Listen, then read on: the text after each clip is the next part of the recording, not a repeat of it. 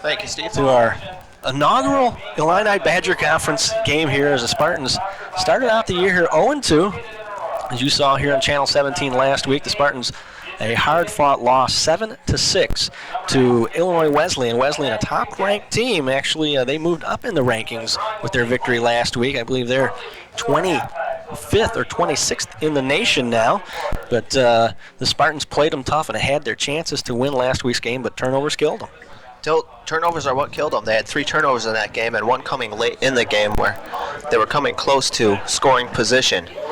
Now this week we have a much tougher game, or maybe not much tougher, but an emotional game against Benedictine. Well, indeed, the Spartans also fumbled near the goal line and had their chances to win last week. And the week before at Bethel, they committed 6 turnovers, 3 fumbles, 3 interceptions. So they stand at a turnover difference right now of 9 that they've given away and 2 that they've gotten from their opponents. And you're not going to win many games when you give the other team the football back that often. Well, of course not, but thankfully Benedictine has been having their own problems with fumbles and interceptions, so it'll be a good game, and hopefully there won't be a lot of turnovers for the Spartans today. By the way, the Spartans won the coin toss, deferred, and the Eagles decided to take possession of the football first. And they are going to show us a look that we haven't seen too often. A team that looks somewhat like us. They don't throw the football any more than we do. They don't. They're averaging 46.5 yards per game in passing and 159 running, which is very similar to the Spartans' offense. Indeed, Aurora traditionally under Jim Scott in his 15th season. Spartans, by the way, 72-52-3, a 58% winning percentage under his tutelage. And here's the kickoff from John Van Opdorp. It's bobbled. The ball is loose. The Spartans have it. Oh my goodness, that's the way to start things. That was picked up by Jack Travinsky, a freshman. The right spot at the right time. And we hadn't talked obviously here yet about the playing conditions. It rained all night, rained hard yesterday, and the field is a little soggy to say the least. Footing's going to be a little tough going today, and right away you see it come into play. You can tell right now the turnover back from this wet field might have a lot of fumbles and missed carries, but it's playing up to the Spartans' advantage. Spartans will come out with their offense, led by senior quarterback Jeremy Jordan. Jordan number 16, 6'3", 215-pounder from Rock City, Illinois. Handoff is to Milan Jones, second back through. The pile surges forward. He's going to get about 4 or 5 yards. Chris, you got a chance here. Go through the rest of the Spartan offense for us here. Just the top guys, of course. At left tackle, we'll have Mark Hetzel, number 63, senior, number 74, Jermaine Turnage. Now, just stay with the starters here. Left guard, Brian Pingel, sophomore. Center, Toby Nickum, a senior. Right guard, Jeff Knapp, number 70, a senior. At right tackle, number 78, David Brimmel. We'll get to the rest of those starters after this. 2nd and 5. Handoff again. Milan Jones off the right side. He's going to get a couple more yards. At tight end, we'll have Ryan Dexter, a sophomore, number 84. And Jeremy Jordan, as we stated before, number 16, the starter, senior quarterback. Fullback, number 2, Joe Schmidt, a junior. And at tailback, we'll have Milan Jones, a senior, number 33. And the Spartans about to call their next play here. 3rd and about 4 at the 10-yard line. Spartans knocking on the door here. We just started. Spartans recovered, opening kickoff fumble, looking to throw, and he throws behind his receiver, knocked down out there. Looked like number 37, DJ Walls. So it'll bring up 4th and 4, and here comes the kicking unit. Hopefully we can get some early points on the board here for the Spartans. They're in good range, and their kicking should be good. Let's see if the wet field is back to the ball. Backup quarterback John Van Opdorp will be holding for Ken Mack, looking for a 27, 28-yard field goal attempt, and the kick is low and is going to be no good. You can see he didn't quite get his left foot planted down there very well. Started to slip a little. And the Spartans did not take advantage of an early going opportunity as the Eagles fumble the opening kickoff. The Spartans are only able to move the ball out 5 yards. Missed the short field goal here in the wet turf, and that could come into play here later in this game. Like you say, this field is going to get beat up as things go along. And when it comes down later in the game, you need a field goal. It might not be a sure bet to save a minute. The Spartans defense is taking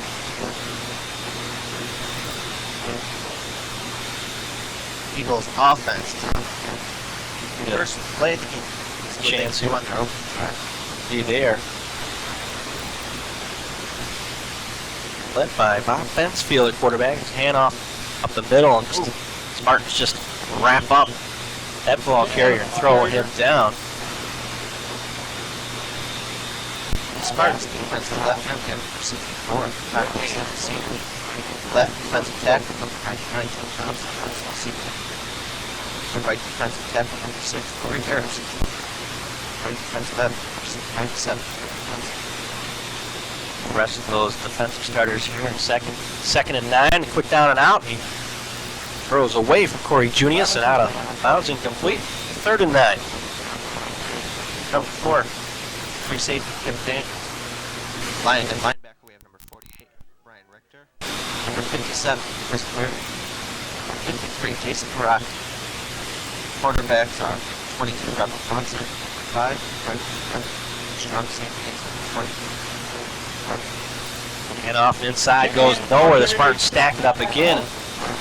You mentioned all those defensive starters there. The defensive line here holding quite well early on. And Coach John Cooper, defensive coordinator, also in his 15th season with the Spartans. There you see a quick look at Joe Nauman here just a moment ago on the sideline. And Coach Coop has been the defensive coordinator ever since Jim Scott started the program up again back in 1986. 2 of them been in charge from the beginning. Number 19, Coach Forsyth. He is back to take the punt. Snap. Good kick gets away. Adam McCarty. Forsyth just going to back away. He's going to roll to a stop about the 38 where the Spartans will take over 1st and 10 from there. Well, you mentioned those defensive players, and we had a little notoriety from last week, didn't we not? Yeah, Jason Rocky, linebacker. Had 9 total sacks versus 10 6 yards last week. His name defensive player. Flip side of things, Mike Robinson from Benedictine came off the bench and ran for 148 yards and 25 attempts for the offensive player of the week for Benedictine. But not a starter here for them today. It's a quick pitch to Kyle Schrader, and boy, great pursuit to the football that time by Benedictine. They run him down in short fashion. And thankfully, the defenses are playing very good games today. Because the conditions are terrible out here, and Aurora had their chance to score. 2nd and about 8. Ball at about the 41-yard line. Jeremy Jordan, Joe Schmidt, Anthony Armstrong, Mylan Jones, Kyle Schrader, all interchanging that backfield. Tyson LeBlanc, Kip Daniels, your wideouts. Looking this way, LeBlanc, slant pattern, and he's not going to get the football away. He's going to be sacked back at the 35. Loss of about 6. That was number 94 for the Eagles defense, Jeff Radomski. Radomski, 6'4", 250-pound junior from St. Rita's. Now it's 3rd and long for Aurora U.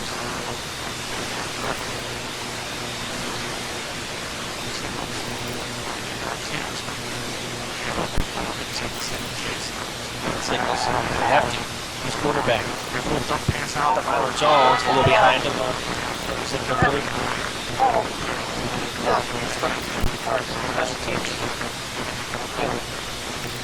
They will. 4th and 13. So the Spartans go backwards in that series.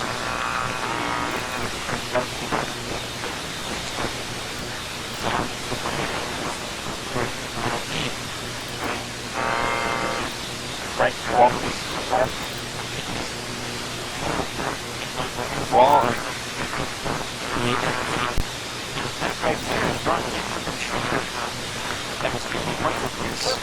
Junior from Belvedere. About 2 yards. Not very much there. It's good to be running first. And 10 at about their own 34-yard line. And I'll go back here now, give them a chance to go down their starters real quick on offense. wide receiver. That's junior Corey Junius from Gordon Tech. Also the wingback Handon Annapolis, a sophomore from Sycamore. Get to that offensive line here in a moment after this play.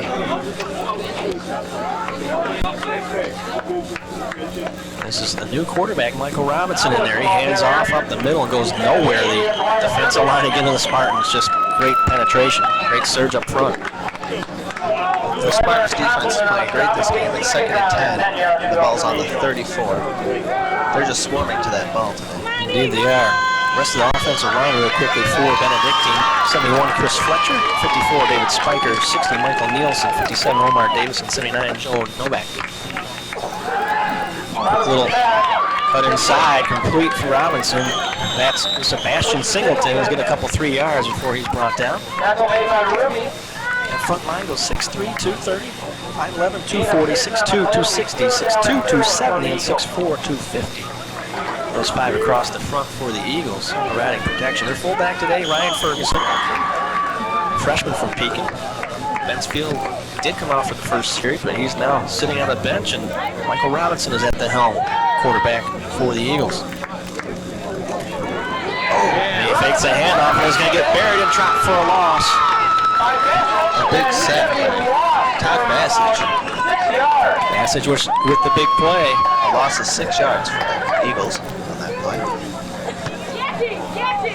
They'll bring up 4th down and about 7 or 8 yards. So again, the punting unit will come on. And Kip Daniels is back to receive this ball. Kip Daniels will drop back for the Spartans. Kip is a junior from Colfax, Illinois. Kip is still looking to break one on the punt returns. Kick returns, he's doing pretty good. Here's a nice spiral kick. He takes it at about the 27, 28. Ooh, dodges between 2. Finally wrapped down about just short of the 40-yard line. Well, the Spartans will take over 1st and 10 from their own 40 yard. I had it here. There it is. That's the one I was looking for. I just wanted to. It'll be 1st and 10 on the Spartans' 40-yard line. Well, there it is. I shouldn't say waiting to break one. He had one punt return of 41 yards. And he is just under, going into this week, just under the required 1.2 returns to qualify for the national list. He only has 2 returns in the first 2 games, but his average of 22.5 would have ranked him 10th if he'd have been on there. Number 2, Joe Smith with a gain about 9 yards. Joe Schmidt indeed burst of speed, and he's close to midfield and close to the first down marker. Also, Kip Daniels, 3 kick returns for 70 yards, a 23.3 average, which puts him near the top 30 in the nation, but that's about the only Spartan who is up in the rankings, Division III national rankings in any categories. And off Kyle Schrader. Looks like he's got the first down just across midfield. Gained about 2 yards on that play. Spartans should be at the Eagles 49. Indeed, chains will move. Clock is going to continue to roll. This could be one of the fastest games we've ever had. If neither team can pass the football, they're just going to stay on the ground for the most part, it looks like. Well, they're both big running teams, so that's going to eat up a lot of the clock. Indeed, Anthony Armstrong on the left side. He's got some running room, a good block on that side. Again, about 12 yards. First down again. Gain of 10. Now they do signal the first down there. I was waiting there for a second. It looked like they weren't going to move him, but indeed, the Spartans have the 1st and 10 just inside the Eagles' 40-yard line again, trying to move into scoring position. And the Spartans 0-2. They haven't been 0-2 in a while, but years past that might have meant something. This year, not too much. Mylon Jones up the middle. He's gained about 4 yards. I say that because in years past, in a non-conference schedule, you almost had to go undefeated. The only time the Spartans did go undefeated in '92, they got a postseason bid. The time they made an appearance in the playoffs. Played home on West. Finally played them a second time here last week. But now that they are in the Illini-Badger Conference this year, conference champions, the postseason. Spartans working on number 15 in a row. They're 14-0 in 2 years of conference play coming in today. Joe Schmidt breaks it off the left side. He could go all the way, and he's knocked out about the 15. Boy, once he made that corner in this wet turf, he just went straight ahead, and good burst of speed for big gainer. That's what's great about this Spartans offense. They have a lot of explosive. Indeed, they do. They got plenty of weapons on a lot of different guys there. I'm going to ask you how you spell that later on. But Spartans went first and 10 at about the 17-yard line. And off inside again, Mylan Jones, the ball over to 15. Ball comes out of there, but after the whistle. I think that was Anthony Armstrong. Spartans averaging 136 yards per game so far this season. Looks in this game, that's going to go way up. I sure hope so. Here's Jim Scott. Getting a low angle view of things here. We can give you the side angle view of Anthony Armstrong. This time he's just going to get stacked up and still not going to go down. He's still on his feet, although the official blew the whistle, and now we're going to get a late flag. Well, Chris, if you're no stranger to Aurora University Athletics or Benedictine for that matter, you know these two schools are no loss for each other, no matter what sport it is. And earlier this week, men and women did bad work in soccer today for football teams. It doesn't matter what sport it is. Aurora Benedictine go head-to-head every year. They're always the two top teams in the conference. I tell you, it's a great rivalry, and there's a lot of emotion. And that's how they play right there. He's got a flag. Soccer games. This game is going to be a good one because of that. You know, it was rough. Anyways, having the big probably going to hurt the Spartans all the way back out to the 31-yard line, so it's going to be third. And, well, let's see, it's at least about 23, 24 yards to go. So it's safe to say third and long. Third and 16, falls on the 31.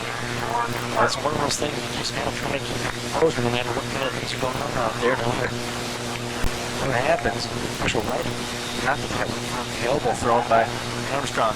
Jordan looking to pass across the middle, and it's knocked down, batted around, and nobody can come up with it. For the Eagles, they had a great shot at intercepting that. Unfortunately, the turnover's almost making another impact in this game.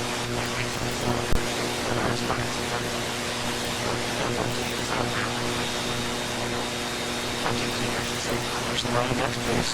Coming up. Standing on his own 46-yard line. He's probably looking for a corner.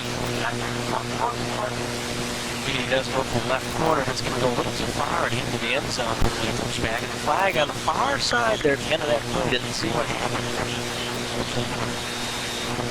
But first, I'll talk things over before we decide what's going on here.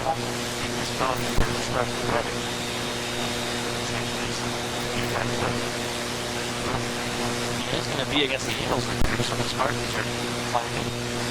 But it can't be a real big penalty to put them in any position to go for it. Just exactly control.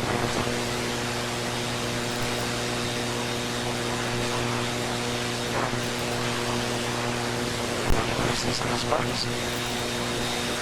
What a difference a week makes. Last week it was very warm, very sunny, beautiful day today. It's completely overcast. It feels like fall / winter all of a sudden. So it's just one man. Over here, looking at last week. We're supposed to have thunderstorms. The clock is going to move. It's going to be at the end of the play, so it's going to move the Eagles back. It's going to happen at the ball at 20. They're going to get it at the 10-yard line, first and 10 from there. So maybe we put some pressure here. Let's see. They go back and come back on the goal line. First and 10, motion. Side, he's got him, and off his hands and incomplete right there. Brian Richter on the coverage. That pass intended for number 27, Michael Sheehan, freshman from Lincoln Way. Just under 6 minutes to go in the first quarter, but I'm still over a run on this game. The Spartans, they're one out of Badger Conference opener for the new millennium. Spartans looking for a third consecutive conference championship. And this year it'll really mean something with a conference, or rather postseason bid if they can pull it off here. Robinson on the keeper and really goes nowhere. Just staggers around. Looked like he might have actually gained 1 yard out. A hard fought 1 yard to say the least. Very good. So it's going to be third and 9 for the Eagles from their own 11-yard line. Jeff Hamp, their head coach. Second year. Last year, the Eagles went 6-4. They were 3-4 in the conference with Spartans. Won 34-3 and Lotto. Pulled them out. Benedictine handoff and hit hard by Naraki and goes nowhere.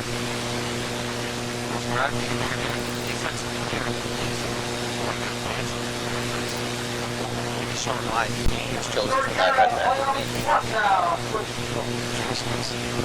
Good numbers here early on for the Spartans. From out 8, they're going to bring out a punting unit again this time. Boy, Forsyth stands just at the 49-yard line. So that's a good one. Kick is away, line drive kick at the 43, fakes one way and cut back the other way. Forsyth. It's forward for about a yard or two. Coming into today's action, Naraki was the Spartans leader in tackles.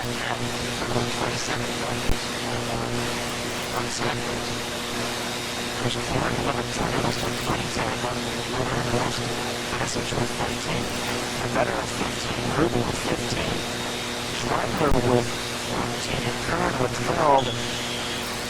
Daniels is in the top 10 with 7 tackles wide. Martin goes on the side. Those 4 out of those top 8 guys are all the secondary guys, and those guys looking. It's a fake one way. Schrader just goes into the pile.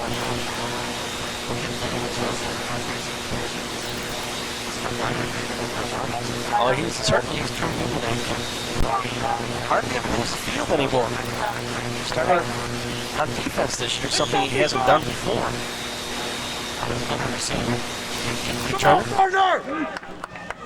And, he was totally spent last week, I tell you what. Started cramping up toward the end of the game. They were having a hard time keeping fluids in him. It was a nice, hot, sunny day. There was only so much he could do. Handoff, Armstrong, bowling forward, still got the lace going. He's across the 35 to about the 34. For a gain of about 6 yards. Last year it was Chris Fallscraft who was. Seemed like he could just about everything.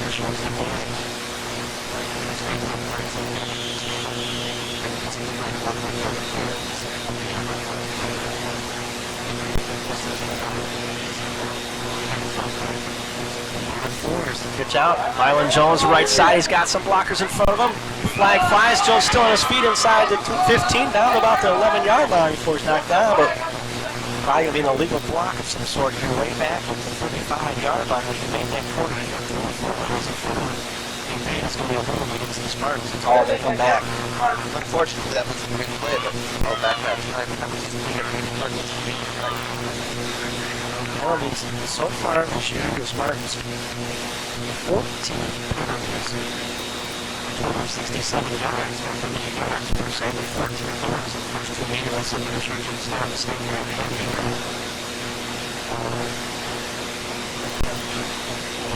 It's all back.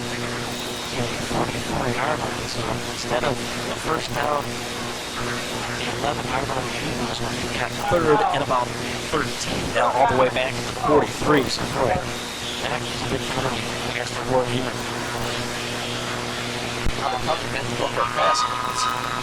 Nearing the 3-minute mark of our first quarter. Still no score here between Aurora and Benedictine. Rolling. Van Opdorp looking, throwing. He's got probably Forsyth there, and it's picked off. Interception by Colin Bruton, sophomore from Plainfield, and Forsyth trying to turn to the inside, didn't quite get there in time. John Van Opdorp came in there just for that purpose on the 3rd and long to throw the football. Just led his receiver a little bit too much. Unfortunately, Spartans don't have turnovers in the season, which isn't very good. Well, it'll be 1st and 10 now from the 15 for Benedictine. They served, I guess, almost like a kick. Well, not a big deal there, necessarily. I'd rather not see the interception, but one like that where you're gambling on a long pass, that helps it a little bit. Indeed, in that situation anyway, it serves just as good as a punt. There's a quarterback draw. Robinson avoids a couple tacklers, and Kip Daniels upends him. He's going to get out to about the 20-yard line. Seem to be saying a lot about Kip Daniels today.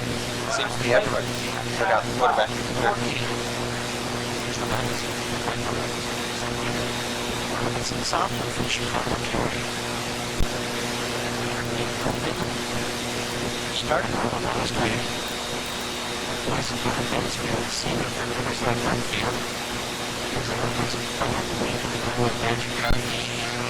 Oh, snap goes off of his helmet, and he's gonna, oh, Benson almost had him. He's still gonna stagger around and finally dropped all the way back to the 10-yard line. Not Bassage. Another great play. That's keeping them down. The Spartans are putting on some pressuring defense here. Indeed, once that football goes off the quarterback's helmet, and he's got to try and retrieve it, that gives the defensive lineman just that much more time to get in there, and they just came after it. So it's 3rd and 15 all the way back at the 10-yard line. Just under 2 minutes to go here in our first quarter. It's a 3-wide-out set for the Eagles. Another quarterback draw. Robinson up the middle this time. He's going to get some more yards before finally brought down by Kip Daniels, Richter, Bassage, all there. It's going to come about 3 yards short of the first down. Indeed, he showed a burst of speed there and almost got that first down. So the Eagles are going to have to punt here. Indeed, they will punt 4th and about 3. Well, the Spartans have yet to score in the first quarter of this season. Their first 3 games, they've been outscored 20-0, and that number's a little misleading because all 20 of those points came at Bethel, Minnesota 2 weeks ago, and aided by a couple 3 turnovers. And Bethel got on the board twice in the first 5 minutes of that game. Not a good way for the Spartans to start off their season. As this punt goes away from Kip Daniels, he's just going to let it go by. Wise decision with 4 or 5 white jerseys bearing down on you. They're going to down it to the 35, so the Spartans will take over there with a minute 02. 1 minute, 2 seconds left here in our first quarter. So far, it's been a defensive game, to say the least, for the Spartans. And the Eagles. The Eagles, amazingly enough, have only allowed 1 touchdown in the first half of all their games so far this year, which makes it tough on the Spartans to score. Benedictine also 0-2 coming into this game, just as Aurora's. Van Opdorp again rolling. This time he's got Tyson LeBlanc, gets away from one man across midfield, and it's dragged down. First down yardage for the Spartans. Quick little hook pattern. Tyson LeBlanc had a touchdown pass last week, I believe. Indeed, Tyson LeBlanc scored the Spartans' only touchdown, a 36-yard touchdown pass. There you see Jim Scott, the head coach, pacing those sidelines, killing as much grass as he can. I tell you, he rips up the turf as much as the players do, I think. Back and forth, back and forth. 1st and 10 for Aurora at the Benedictine 47. Fakes handoff inside, the pitch out. Schrader, and is going to get upended there. A great job by the cornerback, Casey Cronin, sophomore from Andrew High School in Tinley Park. Just shot right through there. Took Schrader down. Spartans getting some personnel changes up on the field. Maybe to better match up to the Eagles' defense. Loss on a couple. 2nd and 12 at the 49. 15 seconds to go here in our first quarter. Spartans will line up. Will they get it off? Down to 5. I don't think they're going to get it off here. Van Opdorp audible, and they will not get this play off. That will be the end of our first quarter. So another scoreless first quarter here at Spartan Stadium. In a defensive game that's seen 2 turnovers and no score. Indeed, this is kind of what we expected. Neither one of these teams with very quick scoring offenses or high-powered offenses. It's going to be a grind it out on the ground kind of day. So it's probably prelude to what we're going to see here for 3 more quarters here. Hard-nosed football going on. There we see number 67 for the AU Spartans, Chris Mitchell, a senior from Montgomery, Illinois. Mitchell, a local guy, from graduate of West Aurora, right down the road here. Coming up at halftime, by the way, we're going to have the Aurora Central Catholic High School dance team. We'll be performing at the half. So stay tuned for that. We will cover that for you as well.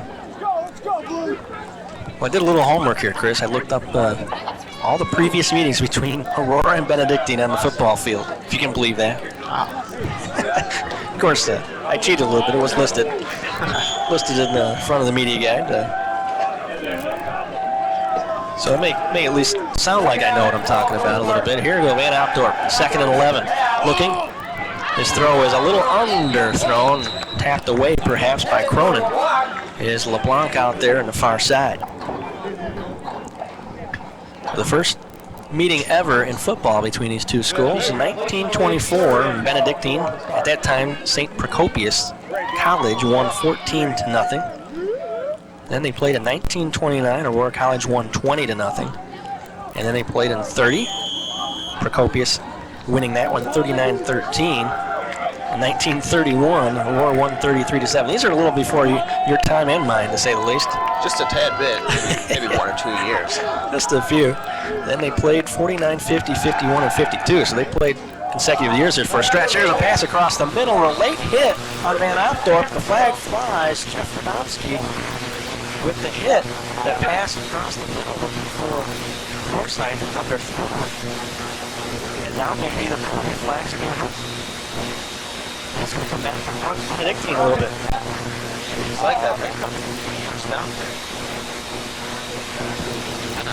Aurora Spartans. Referee today, by the way, in the white hat, Hunter. Umpire Steve Fleming, headlines by Jerry Steiner, Judge Kevin Mayers, Judge Johnson, Judge Brad Richardson. This officiating first, he gives the Spartans first and 10 for Aurora at the 34-yard line. Goes for these scores here after this play, or at least some of them anyway. The big over between these two schools. There's a quick pitch. Schrader getting around the end. Nice block out there by Armstrong. And also looks like Dexter, the tight end, throwing a block here. As I was saying, they played in 49. Aurora won 37-6. Then in 50, 51 and 52, St. Procopius won all three of those. 19-6, 44-6, and 35-12. And then the Spartans dropped football. And they did not start up again until 1986 on a partial schedule. Only played 5 games that year, but one of them was against Benedictine. Schrader, the hand out of the middle, he's going to have first down yardage for the Spartans. Inside the 25-yard line. But a very good Benedictine program by that point in the early 80s and mid-80s. So when they played Aurora in 86, the Spartans were a little short-handed and still one of the biggest defeats. I think it is the biggest defeat the Spartans have ever had, 62-0 in 1986. Then in 1987, Benedictine won 33-3. The following year was 28-3 Benedictine. And from 89 on, other than 1993, a 19-14 victory for the Eagles, it's been all Aurora U. Spartans have won the last 6 in a row, and they won.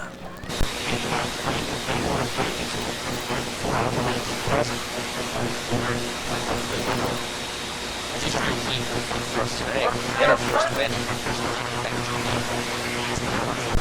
11 among the Spartans.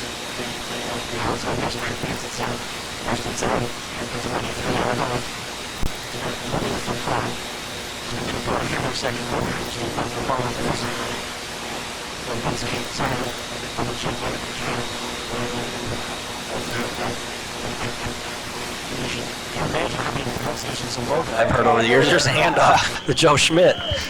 He's going to get a few yards. By the way, your predecessor, LeVar Evans, standing over our shoulder to make sure we behave ourselves here today.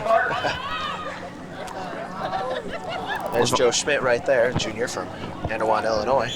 Where's Anawan at? Do you know? I have no idea. We're going to have to ask him one of these days. I have no idea either. Of course, could always just drive all over the state and find out. That might take some time. That might burn up a little gas, especially with how much gas is right now, even though the prices come down. So, hand off the inside and just going to carry a few defenders with him there. That looked like, I wanted to say Armstrong, but no, I was going to say that's 29, not 39. First time number called this season, from high school.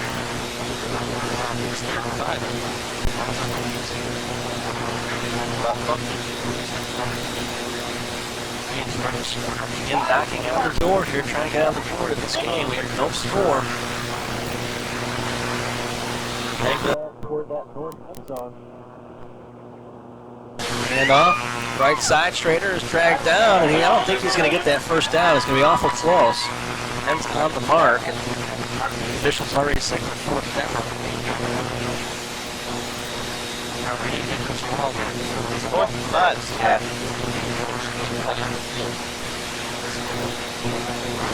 It's not an automatic, though. We saw earlier. Slip. Gee, that's what they're going to do. They're going to go for it here. 4th and 5. Matt tried to short there a little earlier. Don't get very good footing. Just kick a low line drive. Coach Scott taking damn one. Here we go. Schrader in motion. Left. Armstrong inside. The swing pass out there and overthrows Schrader because John Van Opdorp, and the Eagles will take over on downs. Had our chances there. Well, on the upside of that, the Eagles will not be getting the ball in great field position, as they would if they, say, went for the field goal and missed. But unfortunately, the Aurora Spartans unable to score on that drive. So the Eagles will get the ball on their own 16. Indeed, Aurora ran some time there before Benedictine takes over. Marched somewhat the length of the field, come away with nothing. 1st and 10 from the 19. Robinson up the middle. He's going to get about 4 or 5 yards. Well, looking at these numbers again, since 1989, the Eagles have not scored more than 20 points against. They've never gotten into the 20s on the Spartans. Which has to say something great about Coach Scott's defensive coaching for this Aurora Spartans team. Robinson again, this time he is buried, and I mean buried by Bassage. Bassage did not allow him to get the pitch out. And he drops him for a loss. So it's going to be 3rd and about 7. And so far, this Benedictine offense has just been stagnant all day long. They haven't really been able to get anything going. Well, they have had some pretty good offensive players over the years, but not recently. Saw some of those teams in the late 80s. They had some pretty good players, to say the least. There's a nice pass across the middle and incomplete. Michael Shanahan had it. He had Kip Daniels beat on the slant pattern, but he dropped it, and it'll be 4th down, and they'll have to punt. He's going to get some words from the coach on the sideline on that one, because that was right in his hands. Well, that's one I'm sure he would like to have another chance at. Fortunately for the Spartans, he did drop it because he had 1st down yardage and then some. So again, on the punt, Adam McCarthy. And Paulie Forsyth back. Line drive kick, and it's going to go over Forsyth's head. Big bounce. He's going to take it about the 33-yard line. Cuts back. He's got some room, and he sneaks through across the 40 at about the 42 before he's hauled down by Mike Nielsen, a junior from Winnebago for the Eagles. 1st and 10, Aurora from the 43. Spartans getting their offensive calls for this set of downs right here. And the Benedictine defense is already on the field. Looking a little beat up today. Those nice white jerseys they walked out here with, they've gotten dirty in a hurry. Here's the field starting to get beat up a little bit in the center. Getting a little muddy out here, to say the least. 1st and 10 for the Spartans, actually at the 42. And Opdorp again at the helm. Jeremy Jordan started this game. The Spartans were unable to score. And Mylan Jones out to about the 45. For a gain of about 3 there. Jeremy Jones started the game at quarterback. The Spartans recovered the opening kickoff fumble. The Eagles fumbled the opening kickoff, and Spartans were unable to move the football at all. And then missed a field goal attempt.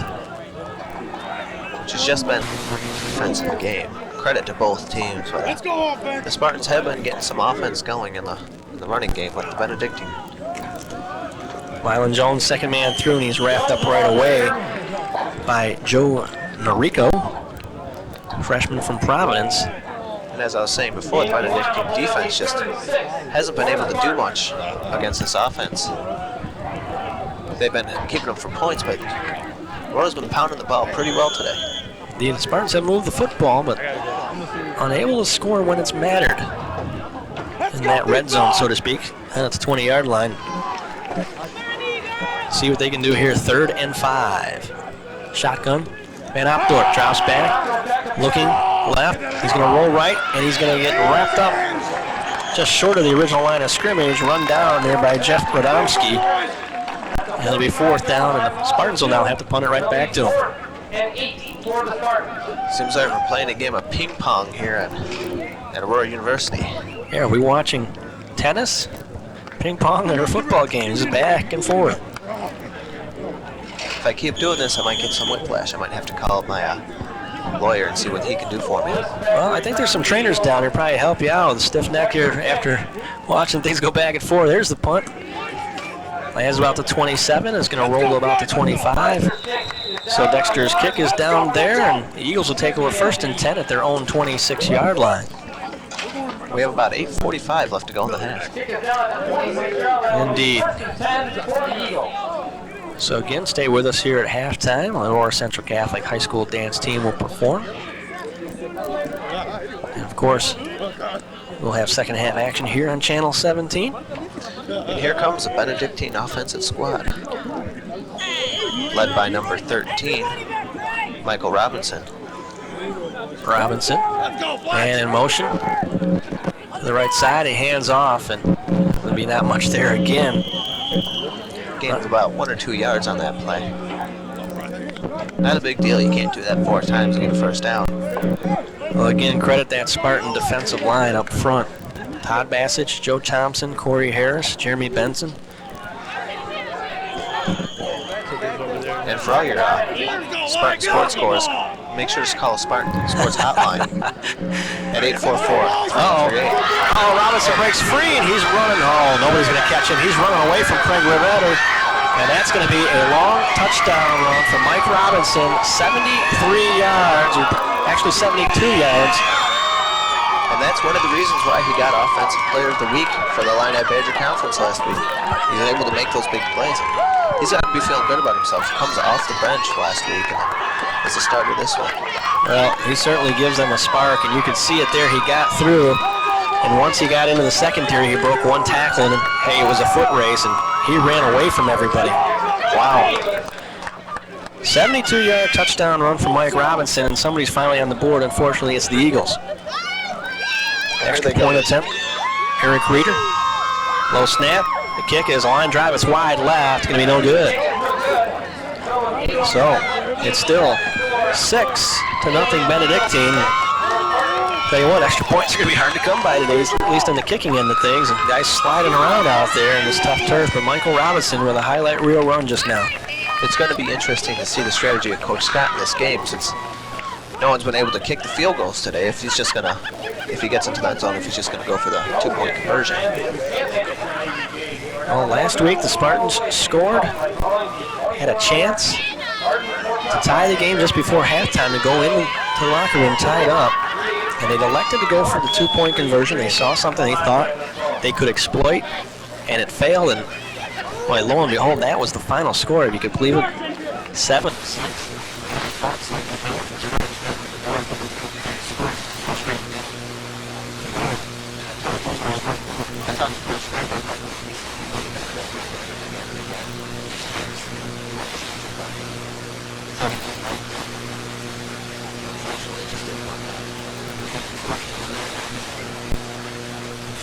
Down 6-0 here now. That's not a big deal, but want to try and get something going here in this drive. Get on the board here before the half. So back deep for Aurora, Joe Schmidt, number 2, and number 19, Paulie Forsyth. Eric Reeder to kick off for the Eagles. Left side. He's going to touch it. Oh, touch the football. Ball goes out of bounds about the 7-yard. There's the flag there.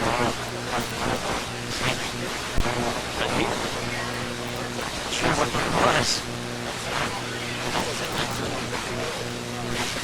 What call is on that play?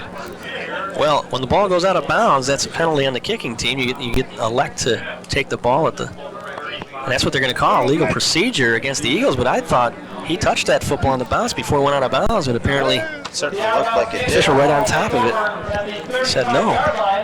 So the Spartans will take over. Spartans got away with one right there, which they're very lucky to have done.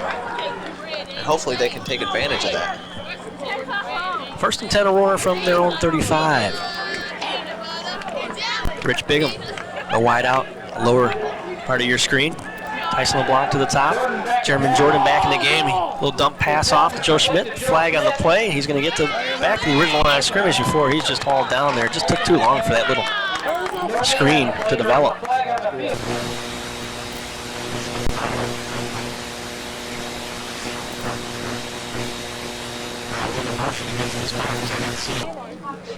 Who moved, but apparently somebody did. Line up in the wrong spot. I think if you're the Eagles, they've lost a yard or so on the play. You probably just decline that thing and make it 2nd and 11. Guess that's what, and that is what they're going to do. So it'll be 2nd down and, well, actually still about 10 yards to go. So just serves as a loss of down, so to speak.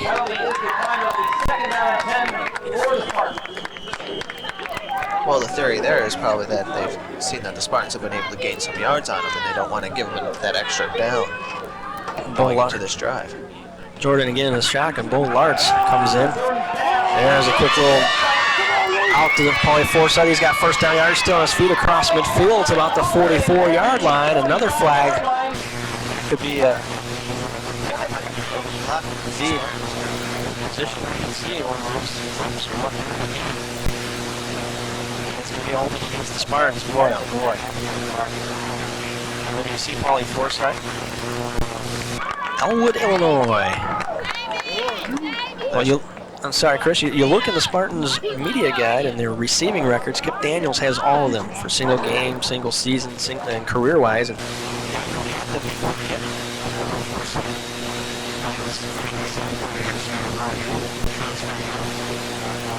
State Saturday.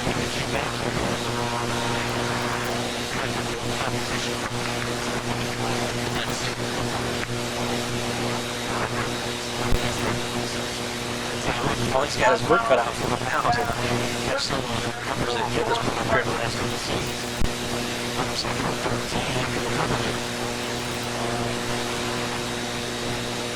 Jordan, wideouts. Takes the hand up the inside. He fouled the football. The ball is loose, and the Eagles have it. Oh my! It goes from bad to worse. That brings the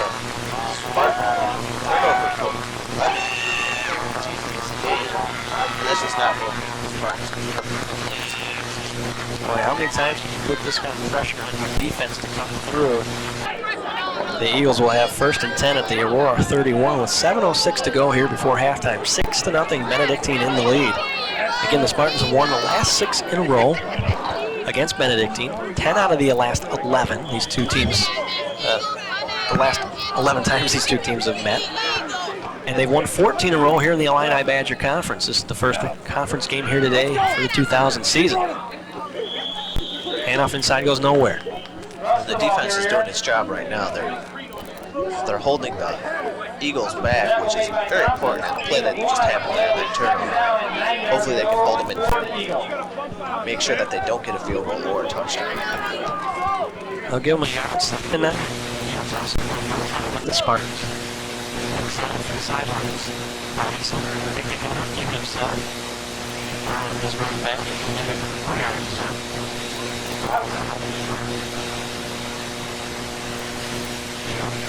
Still running.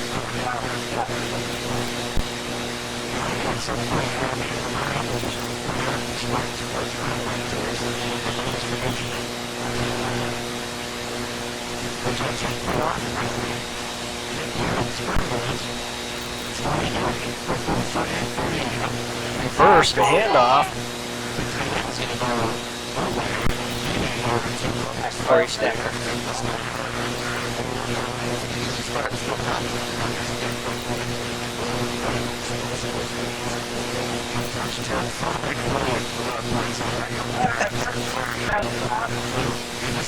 Old rotary way.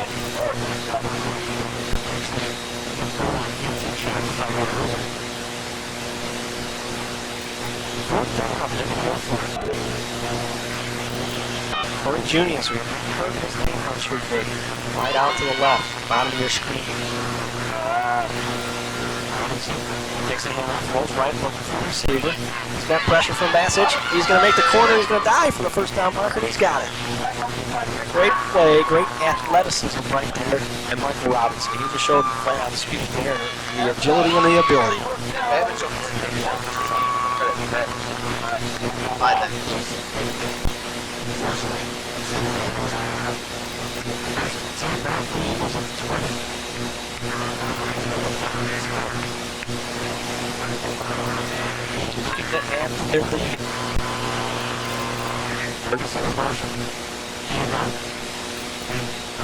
Wrapped up there.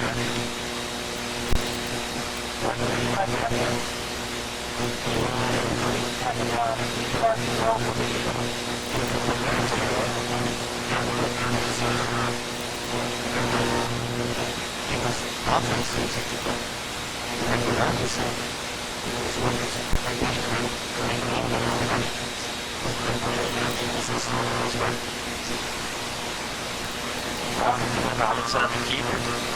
84 yards in third and short.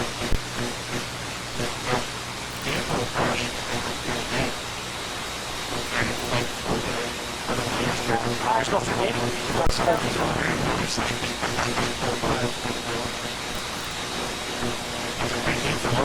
Rush.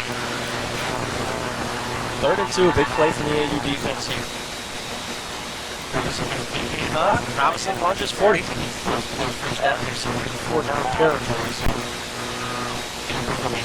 4th down play and less than a yard. I didn't expect that to go.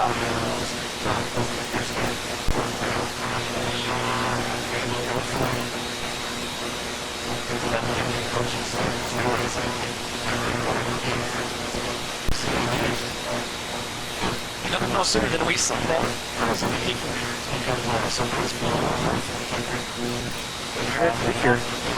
Let's hope to keep the game. 28 yards field goal from the right half mark. Fox putting it down pretty low. Gets it off. Snaps good. Kicks a little bit wildly to left. It's going to be all good. Swing. It's all good. So the Spartans again.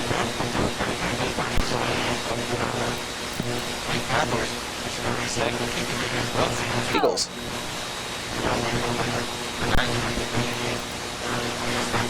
Scores to catch up. Indeed, both teams have had their chances today, but so far it's been Michael Robinson in a 72-yard touchdown run. The only scoring in this game. So with 3:24 to go till our halftime, it's still 6-0 Benedictine. The Spartans got 80 yards to go to try and get some points on the board. And off the left side, he's stacked up over there.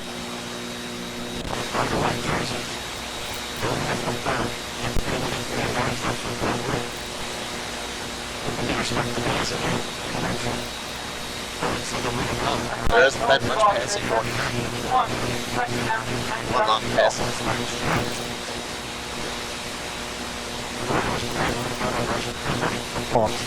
Scott, always been a very good one. But no one who's just going to flat out dazzle you with his throwing, but there's a nice dazzling throw there on the run by Van Opdorp. Paulie Forsythe comes back to the football. He's got 1st down yardage. For a gain of about 15, I believe. Nice little hook pattern as Forsythe. Let's go, big ball! Still in play. Out to the 35, 1st and 10. 2:43 to go till halftime. Van Opdorp, handoff. Kyle Schrader into the pile with a couple yards is all.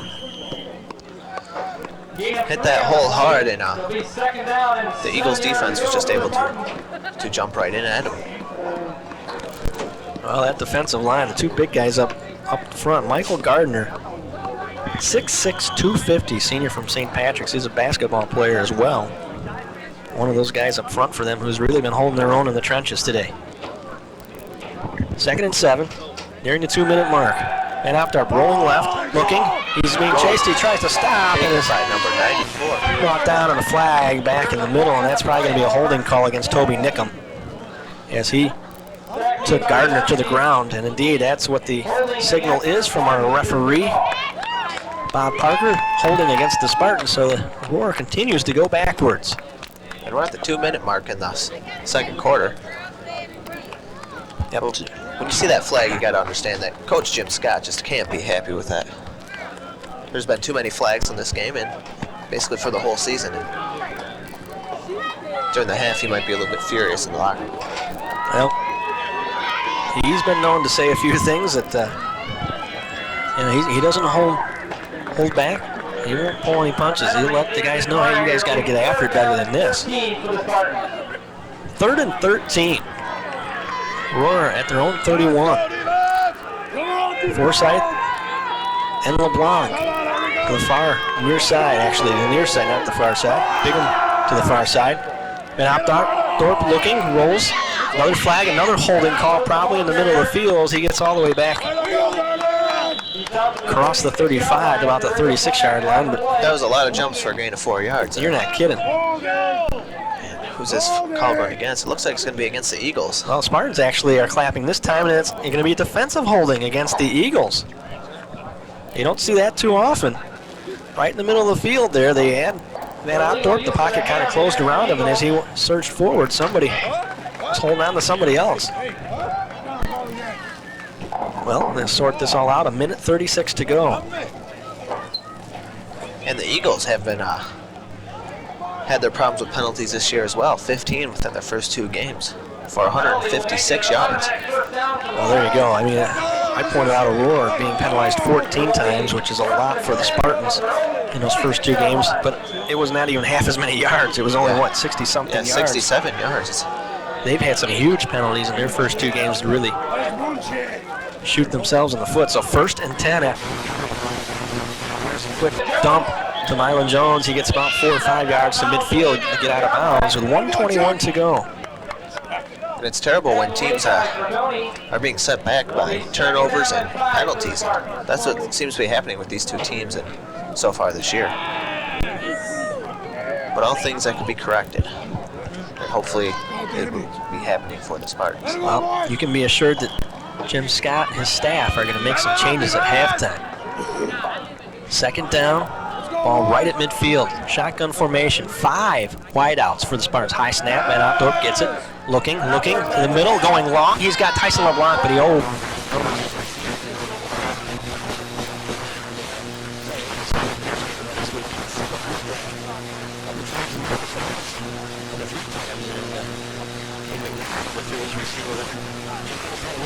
Yep.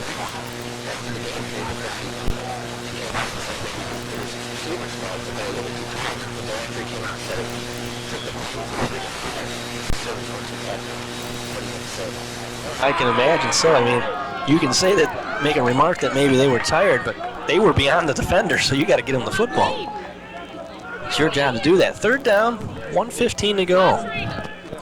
3rd and 6. Eagles jump, and the flag now flies. Tell you what, the officials were trying to get the flags out of their pocket.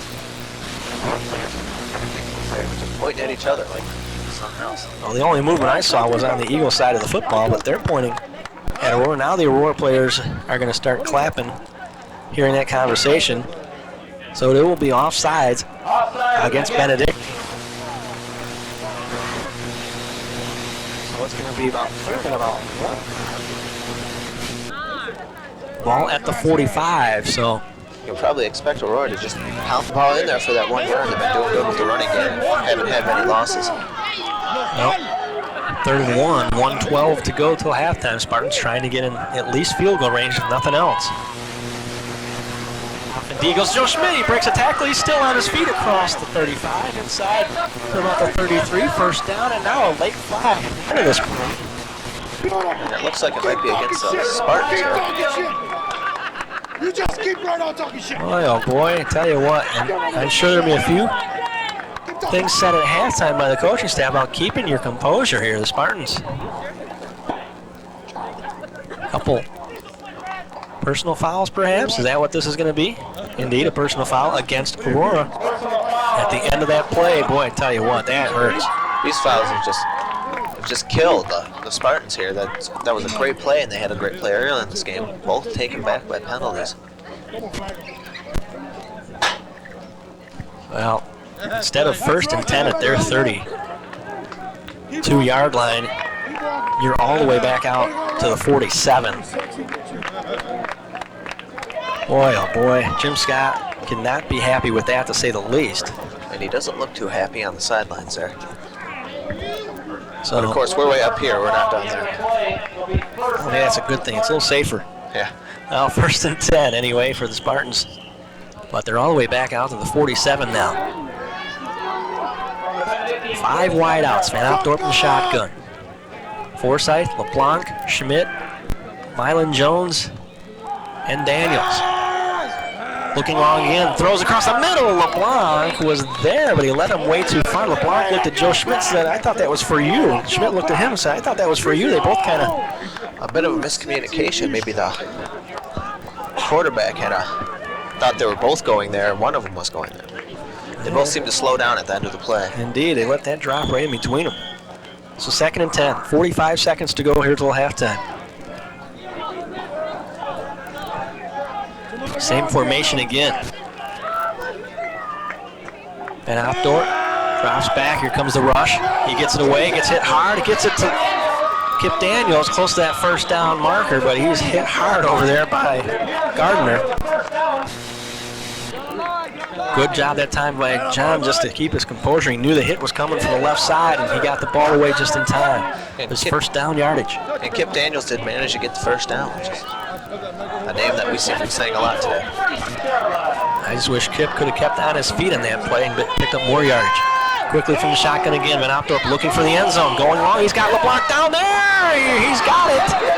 He's got it right at the 10-yard line in between 3 defenders. 25 seconds to go. And we have stopped the clock. I believe the Spartans called timeout.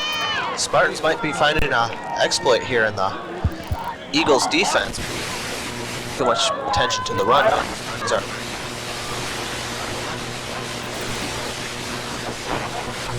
On the side. Well, you always look for big plays from your seniors and your captains. Tyson LeBlanc right there with a huge one going up in the air between 3 defenders to snare down that.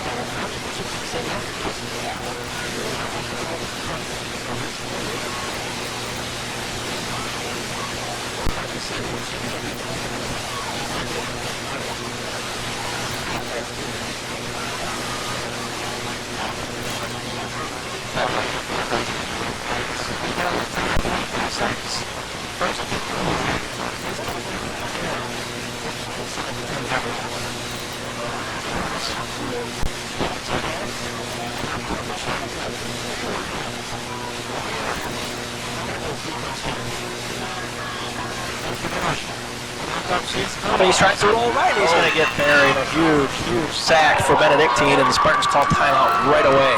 Looks like number 10, Casey Cronin, was in there on the sack. Oh boy, they knew it was coming, and he just couldn't get away from it. Wow.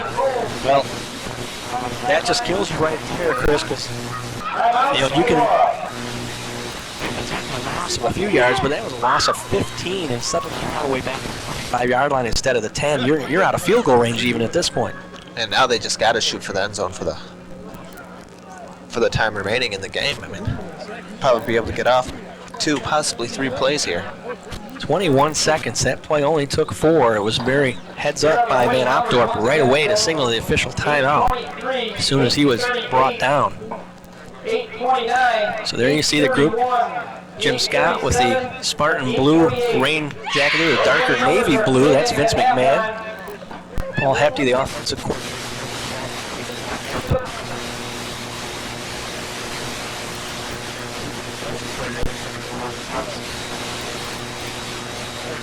McMahon, I mentioned, is running back. Special teams coach Mike Guinness up here in the press box along with Michael Isaac, secondary coach.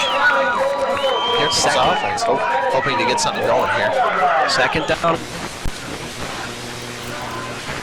And out there, rolling right, looking, slips, keeps his feet. Now he gets it away. He's got a receiver touchdown! Rich! Unbelievable. Rich Bigham. Oh, I'm sorry, Paulie Forsythe there, backpedaling into the end zone. Holy cow.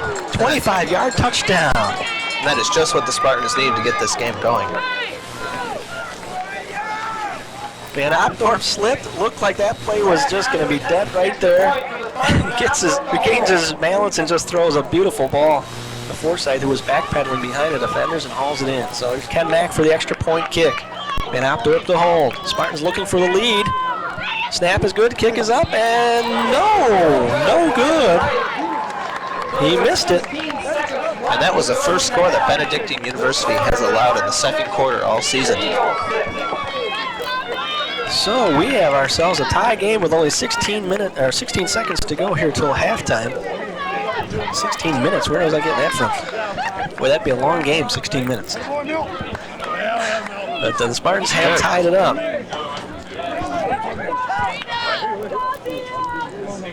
And boy, just when you thought there was no shot at it, they come back with a big touchdown. Van Opdorp 20. 5 yards. Paulie Forsythe.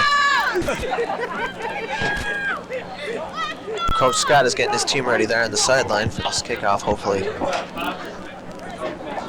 Trying to make sure nothing bad happens. Because I know what these can.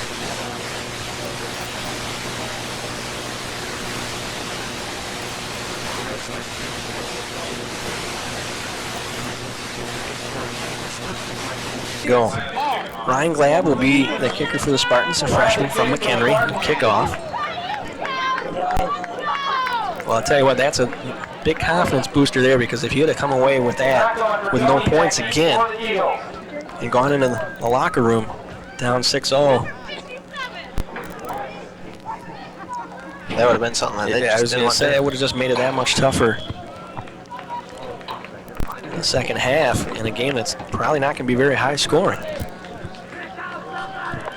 Oh, he shanks it, a very short high kick, taken and bobbled right there.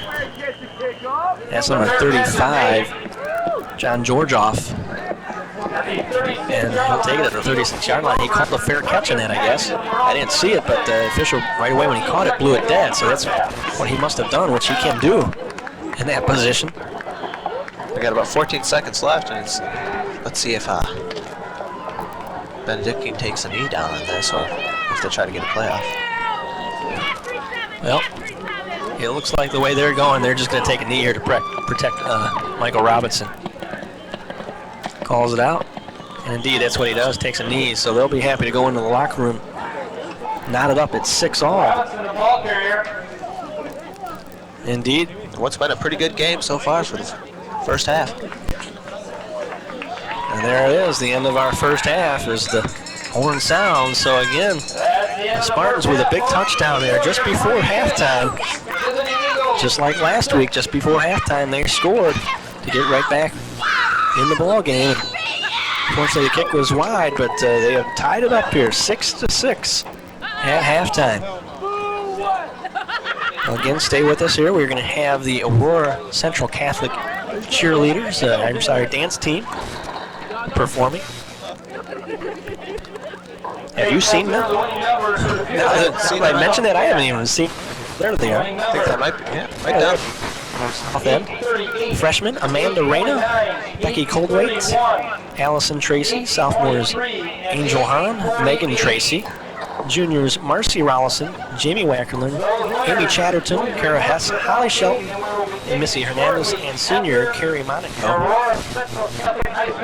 are all going to be performing here today. Their coaches, Cheryl Gardner and Tess Wackerlin.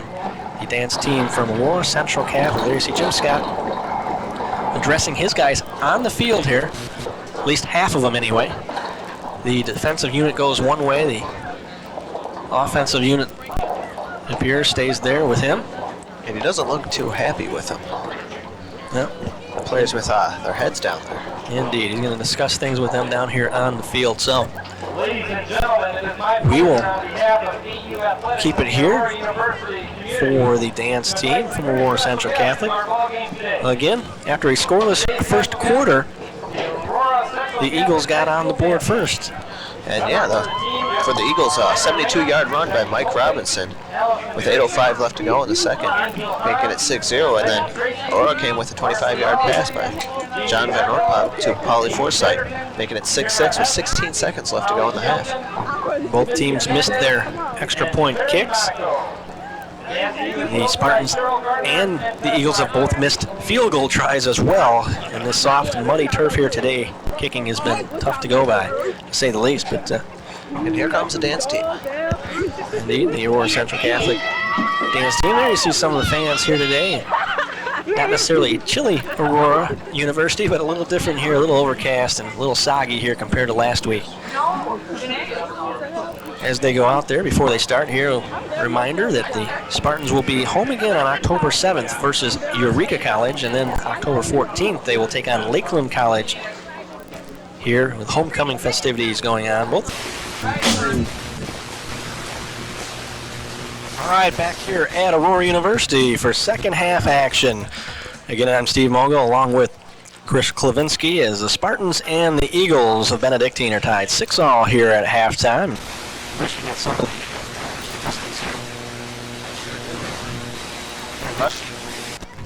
On 21 rushes, the Benedictine Eagles went for 106 yards, and the Aurora Spartans on 29. Benedictine Eagles only have 5 yards, and the Spartans are at 97, which is very close to their average for a full game. Indeed, the Spartans, the 97 yards, all those for John Van Opdorp. He was 6 of 12 with 1 interception.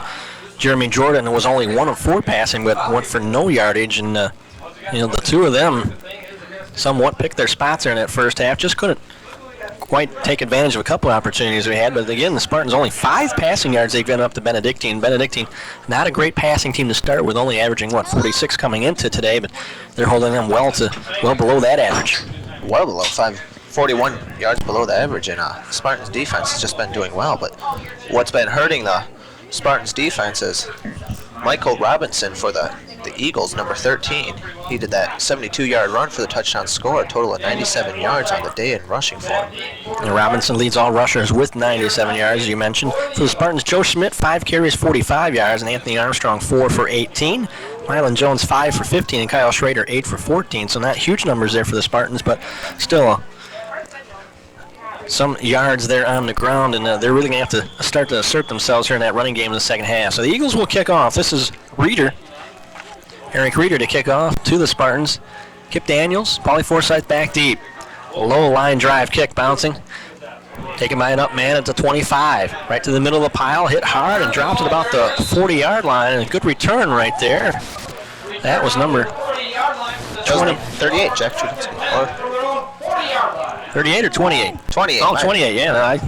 Brent Harris, a sophomore from Flanagan, Illinois. Actually, that's Harms. Brent Harms, yes. Oh. Well, Spartans will take over 1st and 10 at the 40-yard line. Oh, believe me, it's happened to me many times. I never said I was a very good reader. You glance down real quick, and it's very small print to start with. I'm going to have to take some reading classes sometime soon here. Here's a quick pitch out. Mylan Jones around the right side, and is going to be dumped after only about a yard gain. So the Spartans going to have to really start asserting themselves on the offensive end. And tell you what killed the Spartans in the first half, 4 penalties for 43 yards. Benedictine also had 4 penalties for 40 yards, so both teams were their own worst enemies, so to speak, in that first half. What should probably play into the game is possession time. The Spartans have been time of possession 17 minutes 32 seconds, whereas the Benedictine Eagles had 12 minutes 28 seconds. So time of possession, Spartans can keep that ball long. Defense, here's Tyson LeBlanc, kind of quick down and out. He's still got the ball, still on his feet inside the 40. Fighting his way to about the 36-yard line. A great little down and out by Tyson LeBlanc and he for did the grab. Did a little juke there that got him that 5 extra yards. He evaded about 4 defenders there. Well, that's what Tyson, one of the things he does so well, he makes people miss. The Spartans suddenly and quickly into Eagle territory, 1st and 10 at their 37-yard line. Already it looks like a different offense here in Fort Aurora moving the football. It looks like they've maybe figured out a weakness in their defense, and maybe we'll see a little bit more passing by the Spartans in this half. Van Opdorp calls out the numbers. Looks, going long, Paulie Forsythe going for Alvin. Oh my. Right through his hands. Number 27 there. Michael Shanahan, the freshman from Lincoln Way, right there with him step for step. Forsythe went up, went right through his hands. That would have been a nice one as he cut in front of him. Would have been a real nice touchdown strike. One that was actually DJ Walls. I misread the number there. It's very easy to do with all the mud they got on these jerseys here. What used to be a white and red team is now looking like a dark brown and red team. 2nd and 10. Just underway here in the second half from Aurora University. Van Opdorp looking outside to LeBlanc again, and this time it's incomplete. So 3rd and 10 for the Spartans. So I jinxed them as soon as I said they were moving the football. They've 2 incompletions. Oh, they're throwing the ball a lot more in the second half already, and that might play to their advantage, seeing as what they've done so far in this game as far as passing is concerned. Well, you can see how beat up that turf of the field is right where they've got the football. Van Opdorp into the shotgun, 5 wideouts. Boy, I tell you what, I don't think I've ever seen 5 wideouts for the Spartans, and we've seen it several times here today. At least not in these situations. Middle linebacker showing blitz. Here they come indeed on the blitz. He's scrambling left. Going to get run. No, he keeps it inbounds, and he's going to get close to that first down before he's knocked out. Looks like he might have gotten it. Charles Verdone, the senior from Naperville Central, knocked him out of bounds, but he's going to be close to the first down. No, the official said he stepped out back at the 30. So instead of pulling the chains out for measurement, it's going to be 4th and about 3. The Spartans will go for it. Big play here early in the second half. See Aurora can... Another 5 wideout set. Indeed. I'll make that a 4 wideout set. They had 1 extra man on the field there for a second. See, the Spartans can get into field goal range. 1 back, Joe Schmidt. 4 wideouts. Forsythe to the left. 3 wideouts to the right. Van Opdorp, quick screen pass. Oh, and just threw it too far in front of Mylan Jones, and credit big number 93, I think, Pat Holliday, for disrupting things there for the Eagles. So they will take over in downs.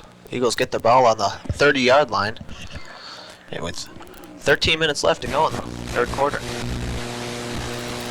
Well, old partner LeVar Evans. Now I know why he's up here behind us. I'm not keeping an eye on us. He was waiting for the halftime. 1st and 10 for the Eagles on their own 30-yard line.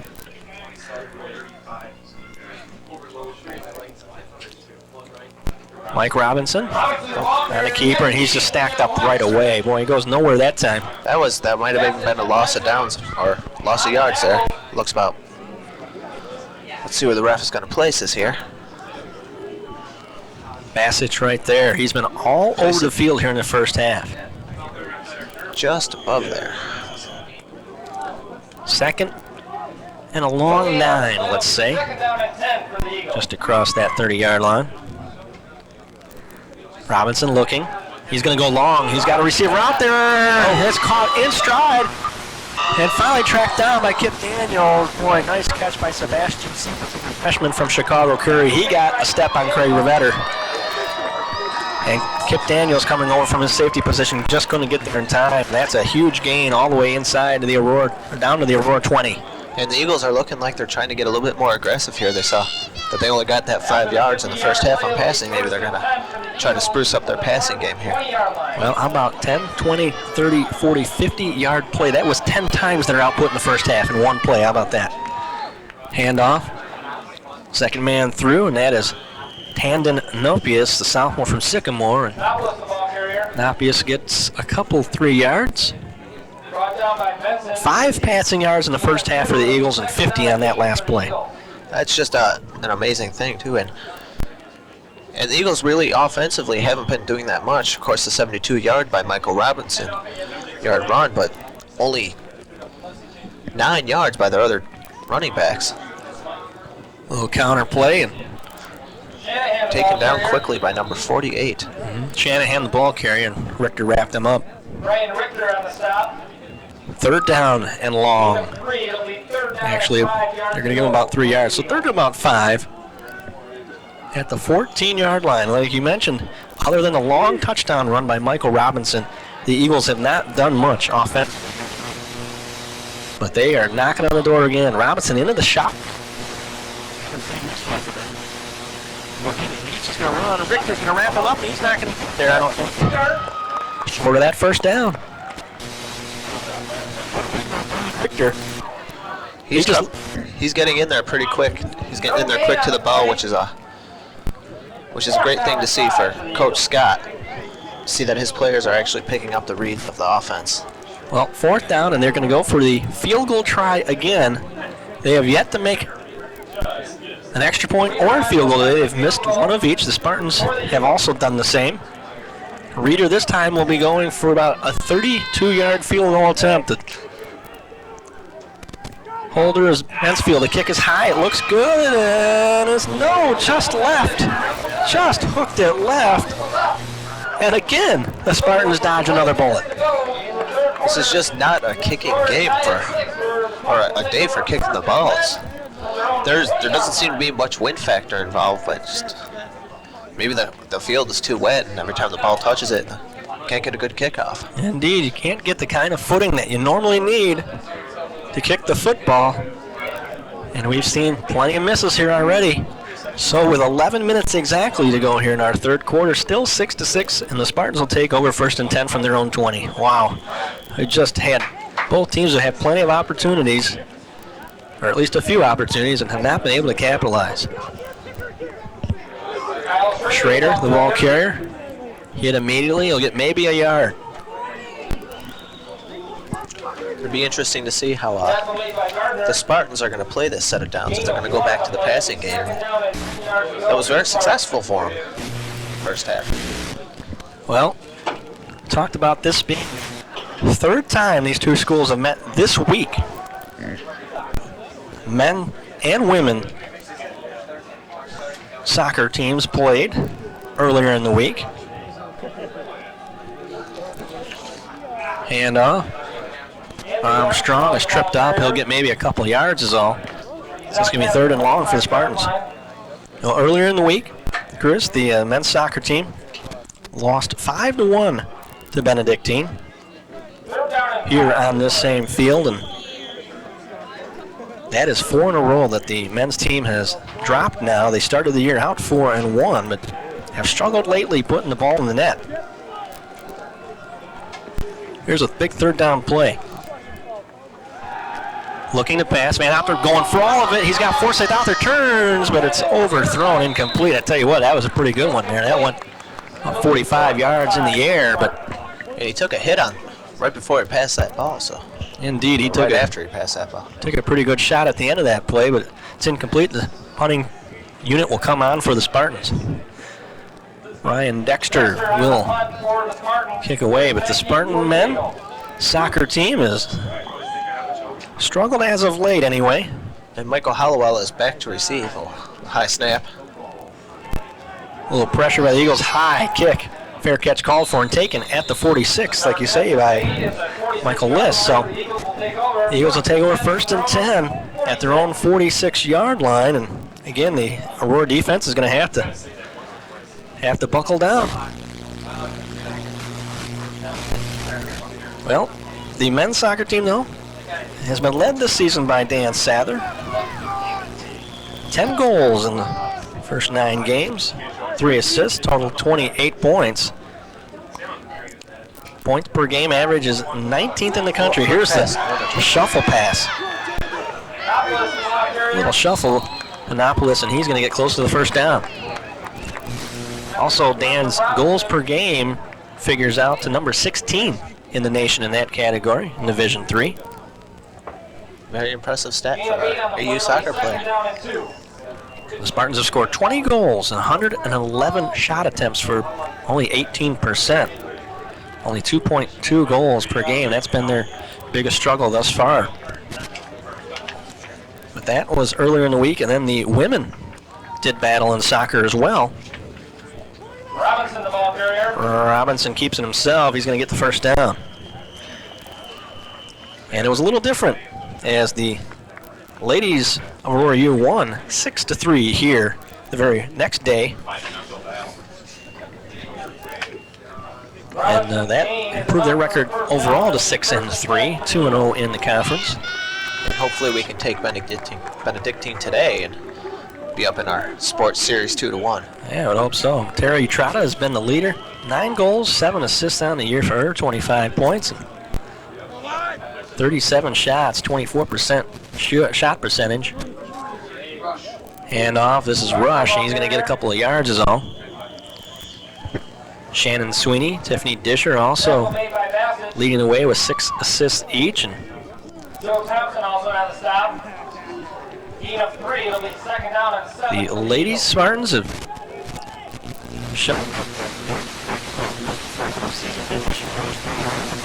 quite get in. Trying to make some notoriety this year. They downed Knox College earlier in the year 10-0. They beat Rockford College last week 11-2. Robinson on the keeper. He's getting away from 1, 2, 3, 4 players. He's not going to make the corner, however. It's a great defensive play that time. And he is by just Robert Watson. He just is a tough man to bring down, that Michael Robinson. He might be on his way to another offensive player of the week. Well, he keeps it up here. But I think the Spartan defense is going to figure out a way here to key on him. 3rd and 4. The ladies, by the way, are averaging 4.6 goals per game, 23.4 shots compared to only 7.1 for their opponents. And I mean, they just dominated it. In the games they have won, they've dominated big time. Robinson under pressure, knocked off balance, he keeps it. He's going to be close to that first down. It looks like he got it from here.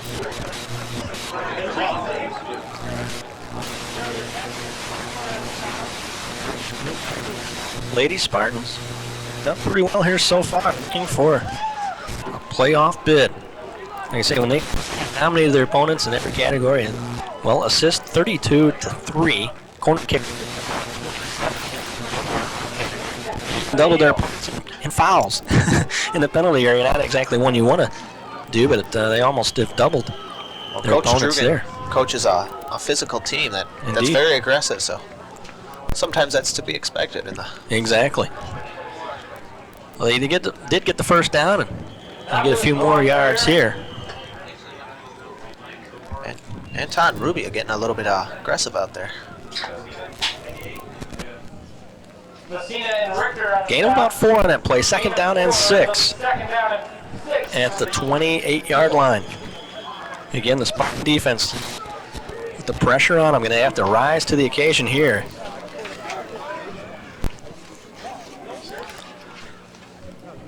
Robinson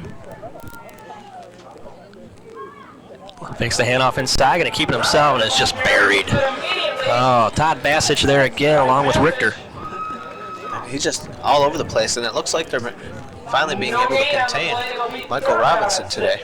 Well, Bassich unofficially had 9 tackles at halftime, well on his way to a huge defensive game. That's a big play, though. Dropped him for a loss of a couple, so it's 3rd and about 6 now. Eagles need some big yardage here for the first down.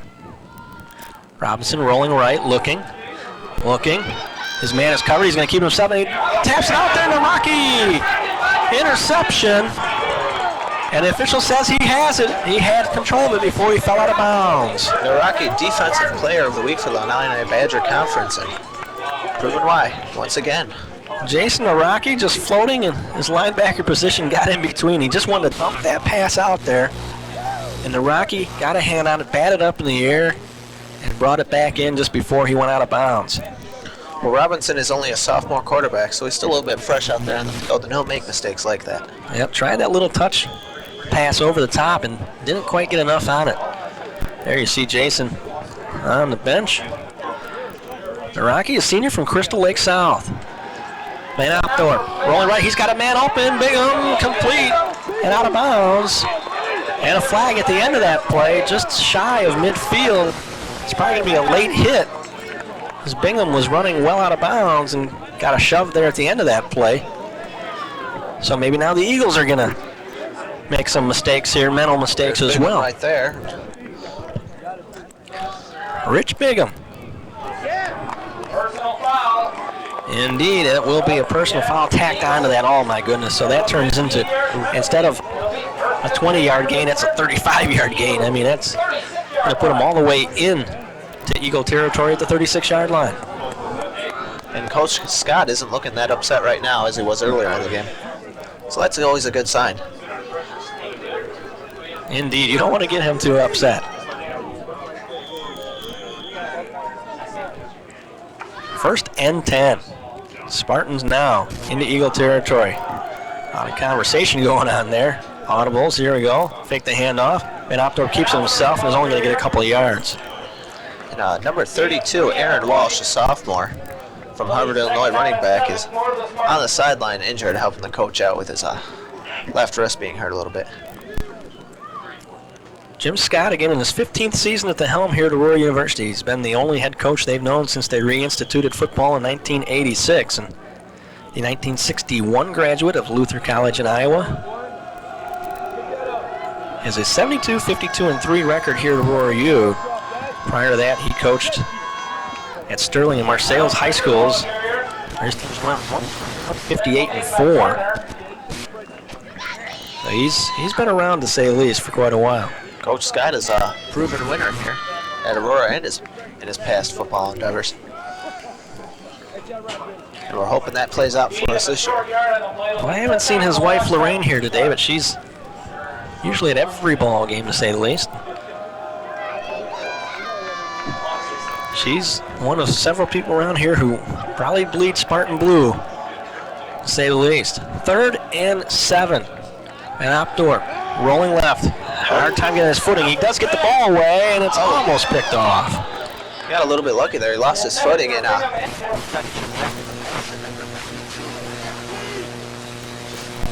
there and head off. Well, I'm not sure.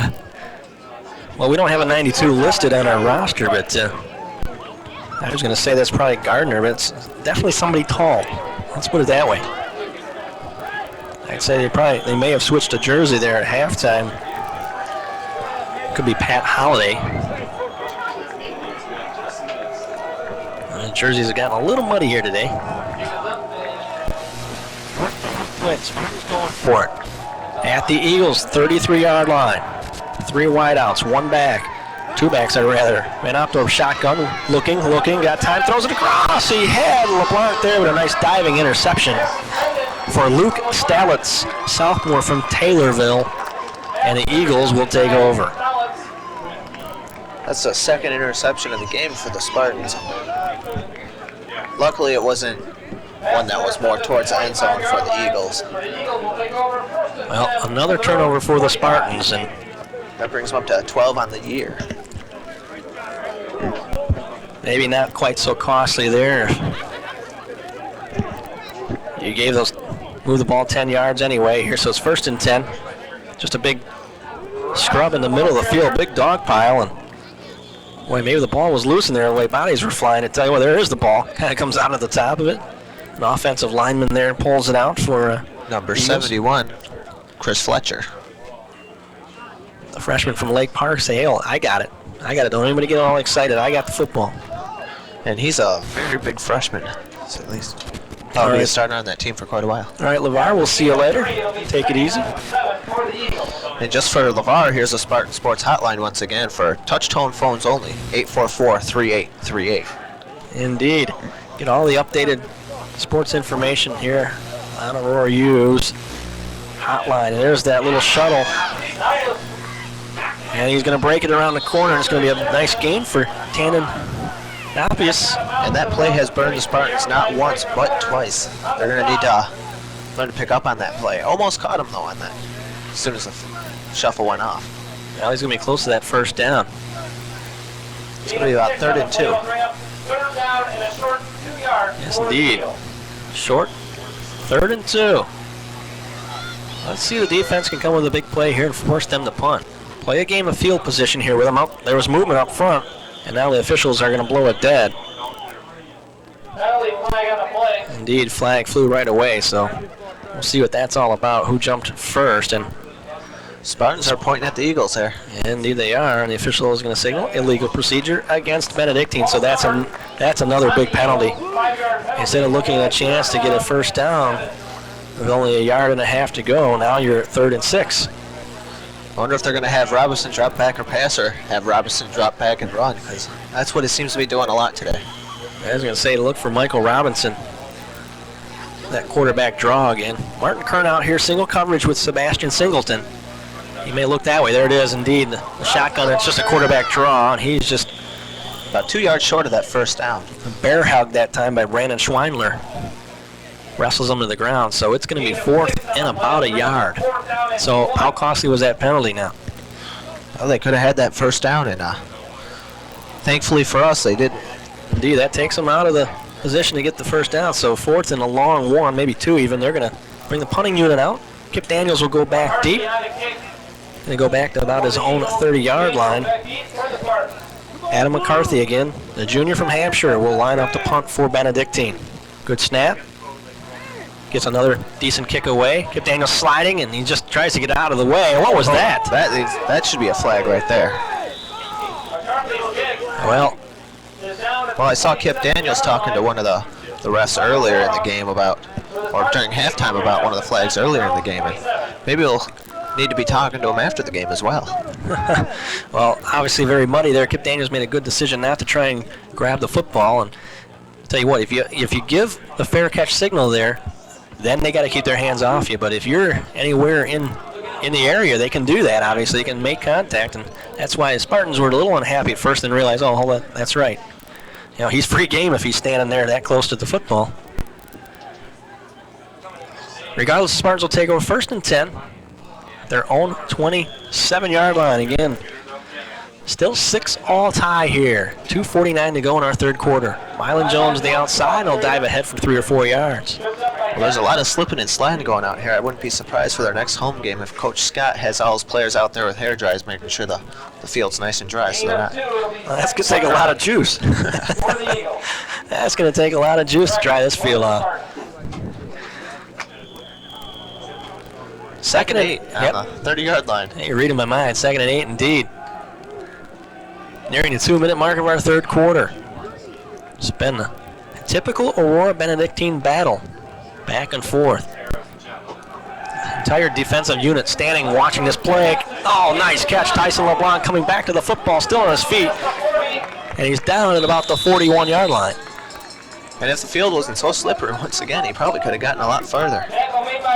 Boy, when he let go of that football, I thought that was going to be an interception, but Tyson LeBlanc reacted quicker than the defender did, Luke Stalitz, and he came right back to that football and made the reception for first down. So the Spartans on the move, out at their own 41 now.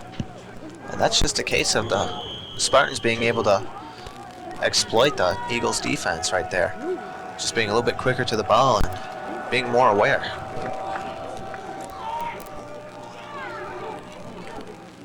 Handoff, fake the handoff. Actually, Van Opdorp keeps it and lunge forward for a couple of yards.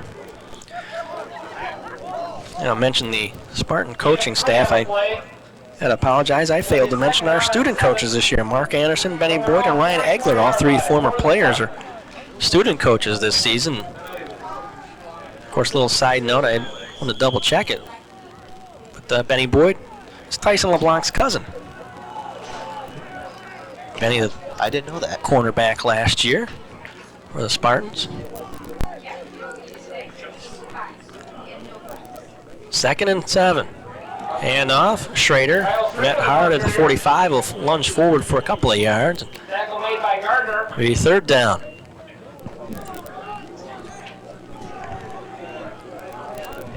And there's a loose towel on the field. I tell you what, it's hard to keep any clean or dry towels out here today, probably. Although we haven't had any rain to speak today. It certainly rained hard yesterday and last night, and this field is just beginning to become a quagmire out there.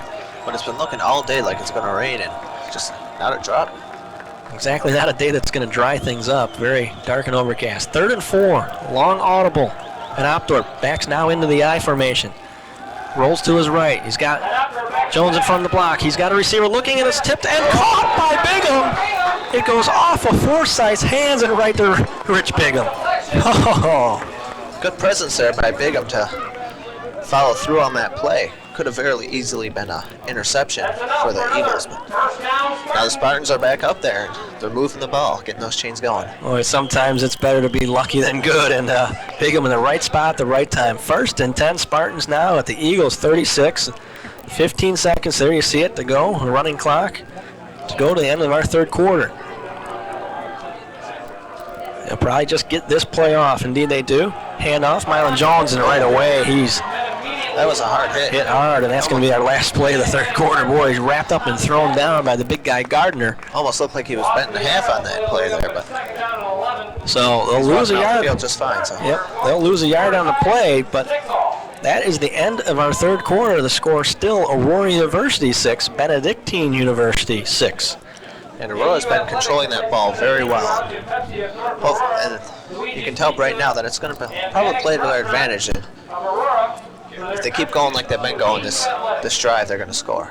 Well, the Spartans complete the 3rd quarter for the 3rd time here in 2000 season, and they've yet to score. They have not scored in the 1st or 3rd quarters yet in their first 3 games, but hopefully they can get something on the board here in the 4th quarter and finish this game off. Again, Illini-Badger Conference. A quick rundown of the standings after a couple of weeks. All these, of course, are non-conference games so far. Concordia of Wisconsin 2-0. Greenville is 2-0. That's a little bit of a surprise. Greenville's been one of the lower-rung teams in the conference the last couple of years. McMurray is 1-1. Eureka 1-2. Spartans, Benedictine, Concordia of Illinois, and Lakeland all 0-2 before today's action in the Illini-Badger Conference. And an interesting note, the Spartans have not allowed 1 touchdown in the 2nd half all year long. And looks like they're doing about the same here, and that's going to be a great thing to see as the season goes on and on. Well, again, another testament to John Cooper and the defensive coordinator and his guys making the adjustments at halftime. They shut everybody down in the 2nd half. 2nd and 11, Van Opdorp out to Daniels, and boy, the Eagles smelled that one right away, and nice hit. The loss about 2 yards there. Tom Shanahan making the hit, the sophomore from Lincoln Way. You think he and Michael Shanahan are related? I'm not. It might be. Both from New Lenox, Illinois, going to Lincoln Way High School. Tom, the sophomore, and Mike, the freshman. So that's a loss of another yard. 3rd and 12.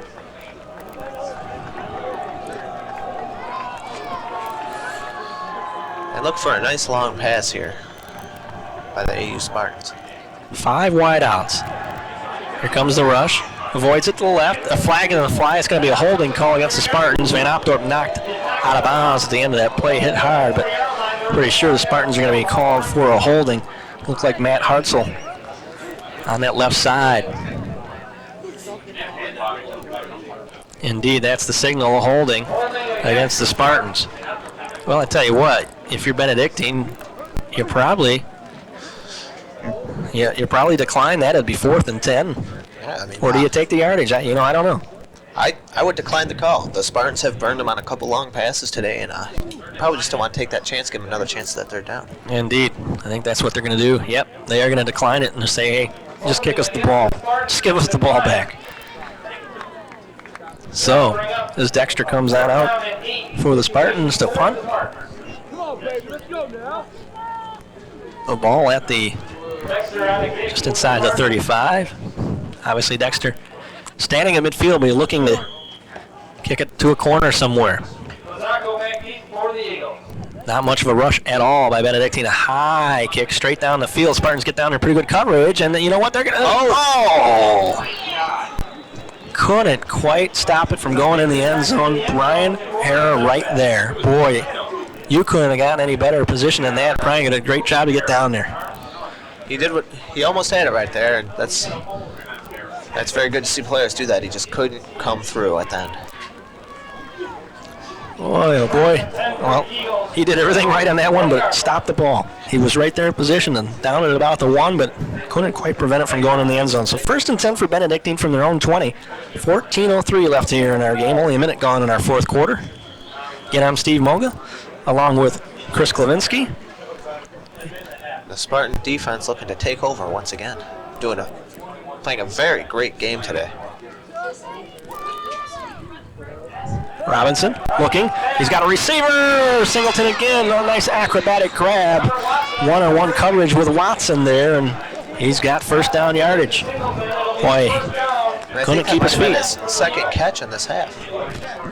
Well, you can see him there a little upset he couldn't quite keep his feet. Well, there's our guy, LeVar Evans.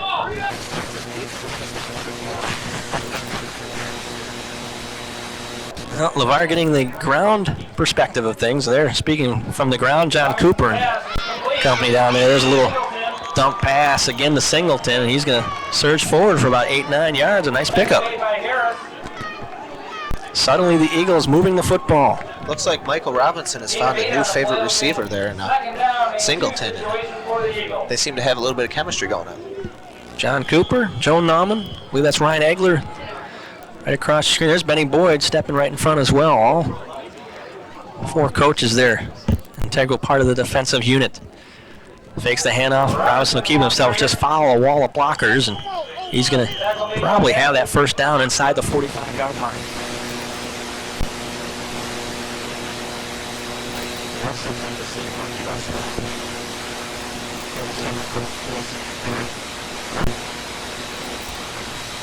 Quite as good a spot as I thought he would, but he's just the first down. So now the measurement for him on the chains. Eagles are still in business.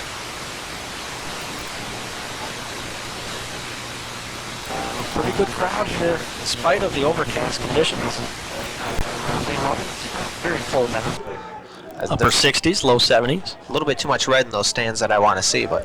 Well, Benedictine, a short trip from Lyle over here, and he's just buried there. The Spartans really pursue the football that time. Bassich. Kip Daniels is on that one again. He hit a hard hit there. Yep, Kip Daniels and Schwein were all for the Spartans defense. Aurora and Benedictine, both schools compete for a lot of the same players, and they're always the top. Most every sport, they're the top 2 teams, it seems like, year in and year out. Always battling. Hopefully we can pull out a victory here live on AU 17. Robinson again follows his wall of blockers, is only going to get a couple of yards. So it's going to be 3rd and about 5. Something to show the Aurora community what we're doing, and hopefully get them over here, not over to Benedictine. With Corey Harris, it'll be 3rd down and 5 for the Eagles. Well, again, the defense needs to come in with a big play here.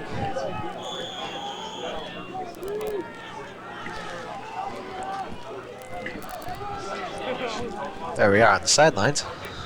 Robinson showing blitz. There comes Robinson. He's hammered. And a huge sack. A huge, huge play for the Spartan defense. Richter came untouched from that far side. Michael Krebs with the sack there. 5'8", 215-pound freshman. Listed here as a fullback, but playing linebacker as well. From Apple River, Illinois. So that's a huge loss. So it's 4th and about 11. So the Eagles will bring out the punting unit again. Kip Daniels will stand at his own 10. Here's the kick. Shanks a little bit off the left, and it's going to take a good bounce for the Eagles, and it's still going to roll inside the 10. All the way down to the 7-yard line is where they're going to down this football. Almost looked like they got down there to blow it, maybe make it go a little bit farther. And I made a mistake on that sack. That was Brian Richter. 6 foot, 220-pound senior. Indeed, the linebacker came from the right side untouched, and a huge defensive play. Buried Robinson, the quarterback, before he could step back to throw. So the Spartans will take over, but they get their work cut out for them here. 1st and 10 from their own 7-yard line. 11:15 to go in this game. 6-6 still. Aurora and Benedictine. And Opdorp. Handoff. Mylan Jones, hole up in the middle. He's still on his feet. Straight arm, still on his feet, still going. Cuts back to the inside, and he's got first down yardage, and then some all the way out across the 25 to the 27-yard line. Just like that, a 20-yard pickup. 19-yard run. That takes the Spartans out of dangerous territory, and almost playing it safe with a run, but getting very lucky and very good running back there. Great job. Great job by Mylan Jones, a straight arm out of the senior from Englewood High School in Chicago. Well, Mylan, like Michael Robinson, their quarterback, two of the guys in the field who have that breakaway speed. You saw a little bit in the last play. Mylan Jones again. Into the pile, he'll get about 4 or 5 yards out of that. Spartans are pushing here 5-yard gain, it'll be second down and early 5 in yards to the go. fourth quarter, and hopefully they can get something going and take the Eagles off their feet. They're going to give them about 6 yards almost on that play, so second down. Van Opdorp has come on and has moved the offense at least a little bit. Jeremy Jordan started at quarterback and had a little bit of a tough time, and Van Opdorp's been the man ever since. And there's just a receiver led Anthony Armstrong just a little bit too much that time. Looks like maybe it was might have been a slip there. Might have slipped a little bit before he got to the ball. But that also could have been a long slip because of an outside pass. Van Opdorp, the sophomore from Geneseo High School. Saw very little action last year as a freshman with the senior Chris Fallsgraf at the helm. And Jeremy Jordan was the main backup last year.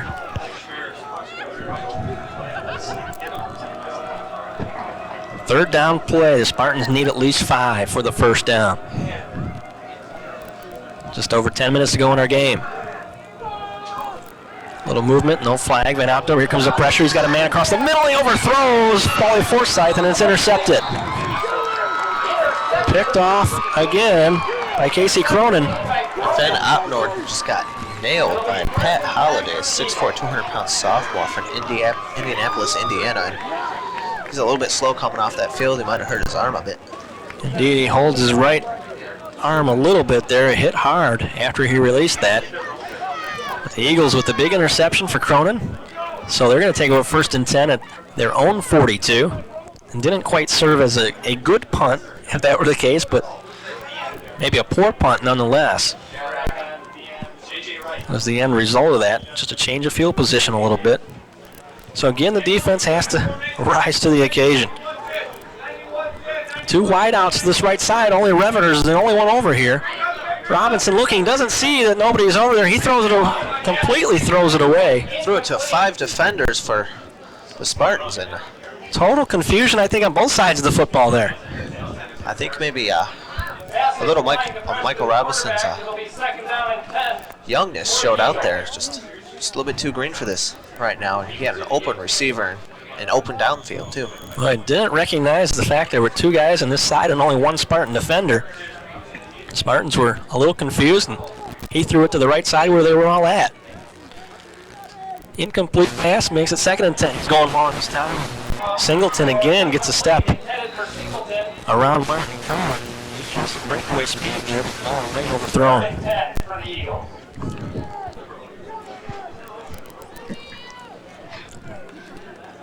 Well, Robinson might be a little bit shaken up after that first play, just being a little bit confused and then not able to get in the ball in that second play to Singleton.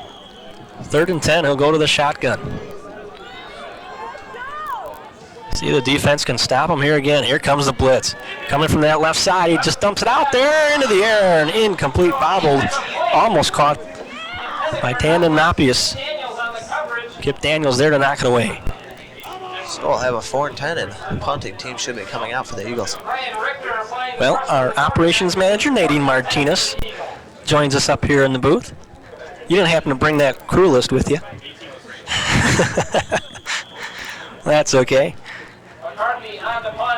We'll definitely get everybody a little recognition at the end of this game. So they are on to punt, 4th and 10. Paulie Forsyth stands at about his own 15. Here's the kick. Nice spiral in over end. That's going to go over his head and maybe bounce all the way to the end zone, and it does, fortunately for the Spartans. Pretty good kick that time by McCarthy.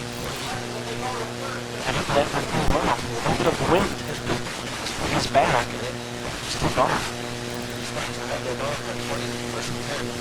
About 9:40 left to go in the fourth quarter, and hopefully they can get a score so we don't have to go into overtime. That would be wonderful. And like to win it in regulation. And last year, their third game was actually an overtime win. So if we do go into overtime, hopefully we can keep with our record and have a streak going there and win in overtime. That's right. The Spartans beat McMurray College 20-13 in OT down in Jacksonville, Illinois. Third week of the season last year. 1st and 10 for Aurora from their own 20. Hand off inside to Mylan Jones, and he's going to get only going to get a couple of yards. You mentioned last year. Take a quick moment here to read the rest of this year. After today, the Spartans travel next week to River Forest to play Concordia College. A 1:30 p.m. kickoff. Then return home again versus Eureka on the 7th of October. And Lakeland October 14th. 2 home games in a row, that being homecoming on the 14th. Both those 1:30 p.m. kickoffs. And then they will travel to McMurray on the 21st and to Greenville on the 28th. 2 Southern Illinois type road trips. Handoff, Mylan Jones, there's a big opening. He breaks free. He's got first down yardage before he's brought down by Charles Verdone. He was hit hard from that senior from Naperville, Illinois. The Spartans have the first down. And the Spartans finish out the year here at home, November 4th versus Concordia, Wisconsin, which may shape up to be the conference title game if things go the way they have so far. Concordia being top team in the conference, the Spartans hopefully can be in position to make that game really matter for them. And then they finish the year at Valparaiso on November 11th. A 12:30 p.m. kickoff there in Indiana. Handoff again, and Anthony Armstrong still on his feet, gets about 4 or 5 yards. Oh, there it is. And here's our crew list here. Well, I'll let you do that. Our operation manager being Nadine Martinez, our director, Matt Kellner. Our audio being Craig Volkman. Our graphics being Gigi Betts. High camera 1, Shanton Hondrick. High camera 2, Jesse Bierman. Field camera 1, Julie Molskull. Field camera 2 would be by Barry Coleman and Buddy Fisher. Parabolic by Dean Burnell. Play and Steve and myself. Alrighty. Handoff, first down yardage for Anthony Armstrong. Used that other arm to keep himself up and lunged forward, and he's crossed the 45-yard line. The Spartans still in business. And the Eagles kind of standing around on defense going, what's going on here? Oh, there was a flag. Boy, I didn't see that flag at all. It was on the other side. That's why they're standing around. And it's against the Spartans. So every single time it seems like today there's been a big play. It has gone, it's come back, I should say, because of a penalty against the Spartans. And they'll walk off the 10 yards. Boy, oh boy, what a frustrating day this has turned into for the Aurora offense. A very, very tough day. And they're doing what they need to do. They're just getting too many penalties out there. That's going to be tough for this. A lot of young players on that team. 2nd and 13. All the way back to the 30-yard line. Instead of having it out to the 46, you're all the way back at your 30. They got 3 wideouts. Shotgun. 2 backs. Man outdoor. Looking. Running backs curl out of the backfield. He throws it across, and this one's going to be picked off. This time Cronin at midfield going to try and return it, and he's going to be wrapped up and taken down right away by Kip Daniels.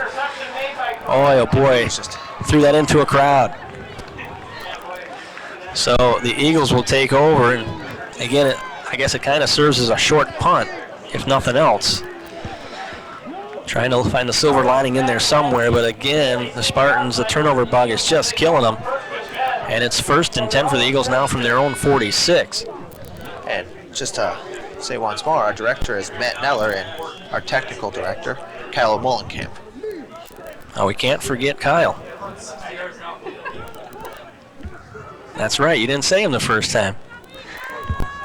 That was I skipped over it. I was trying to see if Kyle would notice, but 1st and 10, Robinson looking to throw. He's going for all of it. He's got Singleton out there again. Oh, he catches it in between 2 defenders. A great grab right between Martin Kern and Ruby out there.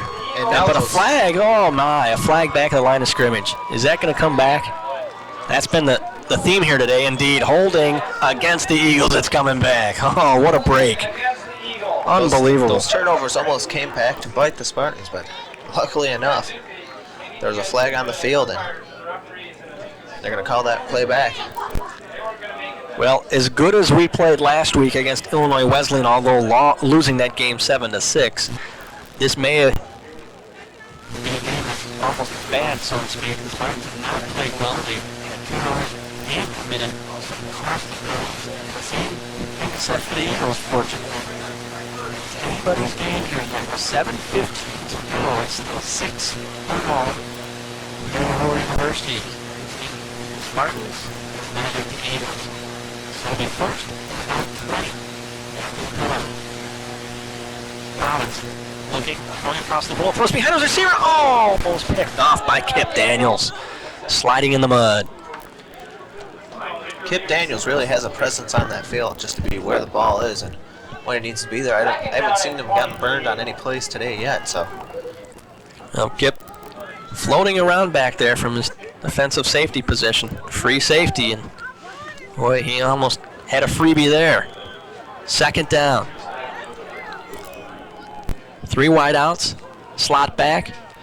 Robinson fakes the pass, gonna run himself and just get wrapped up, and ball is loose, but the official says he's down already. He says it's dead. Richter with one of the guys who were the big hit for the Spartans. another hit by Richter. That was a short gain of 1.5. Another one of them great defensive players here at Aurora University.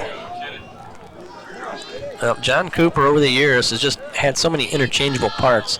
Some outstanding linebackers, some great defensive line players, pretty good secondary players. It's every year in and year out, the Spartan defense has been pretty tough. Big third down play, going for it all again. He's got a receiver out there, but he overthrows Singleton, goes off his hands. He would have been out of bounds anyway, I think. Martin Kern was right there defensively. I wouldn't be surprised if later in the year you're hearing something about the Robinson-Singleton hookup, because they've found some chemistry today. You're not kidding. Those guys, we are going to see a lot of them over the next 3-4 years. Singleton's only a freshman, and Robinson is only a sophomore. So definitely going to see those guys a lot here in the next 3 seasons. Here's the punt. Spartans come with some pressure. It's blocked. Turnage with the block. The Spartans have it. Tyson LeBlanc falls on it at the 16-yard line. A huge block of the defensive play by Jermaine Turnage. Oh, my. That was just a play that the Spartans needed, and it happened at the perfect time. There's only 6 minutes left to go in the half, and the way their defense is playing, that they scored here, they got that game won. Well, they just have to take advantage of this now. 1st and 10 for Aurora U at the 17-yard line is where they're going to mark it. Jermaine Turnage, the huge play, 6'4", 265-pound junior from East Aurora. They saw something there. Possibly get a couple bigger bodies rushing after that football, and a tall body at that. Turnage put the arms up, and that hit him right about shoulder high, right in the chest. Batted it down. A huge special teams play for the Spartans. See if they can take advantage now. Backs in the eye. Pitch to Schrader. It's a reverse. Kip Daniels, there's nobody in for the Eagles on that side of the field. He might go all the way. Touchdown, Aurora. Kip Daniels with an 18-yard touchdown run off the reverse. Holy cow, what a huge play. And the Spartan fans are going nuts. Just like that, the Spartans are in command. How quickly things change. The Spartans on the nifty reverse. Van Opthorpe to Schrader to Kip Daniels, and boy, they caught everybody going the wrong way. So now it's 12-6. Mack on for the extra point kick. Van Opthorpe holding. This is a huge kick. It's up, and it looks like it's no good again. He missed it right. And the kicking woes continue for both sides. So it's now 12-6. Aurora in the lead. And again, it's up to the defense. Kip Daniels been talking about him all day. He scores a touchdown, brings the team back up there, and now they're winning, and defense needs to come out here and hold them. And hopefully maybe the Spartans can get an insurance touchdown or field goal here if the defense can hold. Well, the defense indeed is going to have to come to the occasion and come up big again here. There you see some of the crowd and some of the stunned Eagles fans on that side. It didn't take long. A blocked punt just like that. The Spartans had the ball at the 18 in the first play on the reverse. Kip Daniels for the go-ahead touchdown. The Spartans, there you see it, 12-6, 6-12 left in our game. It's just a matter now of not making any mistakes. And the defense is going to have to make a few more big plays, as they've done already in this game. Glab to kick off. Ryan Glab, freshman from McHenry. 2 men deep for the Eagles. Verdoni looks like, nope, he's not going to. Fumbles it.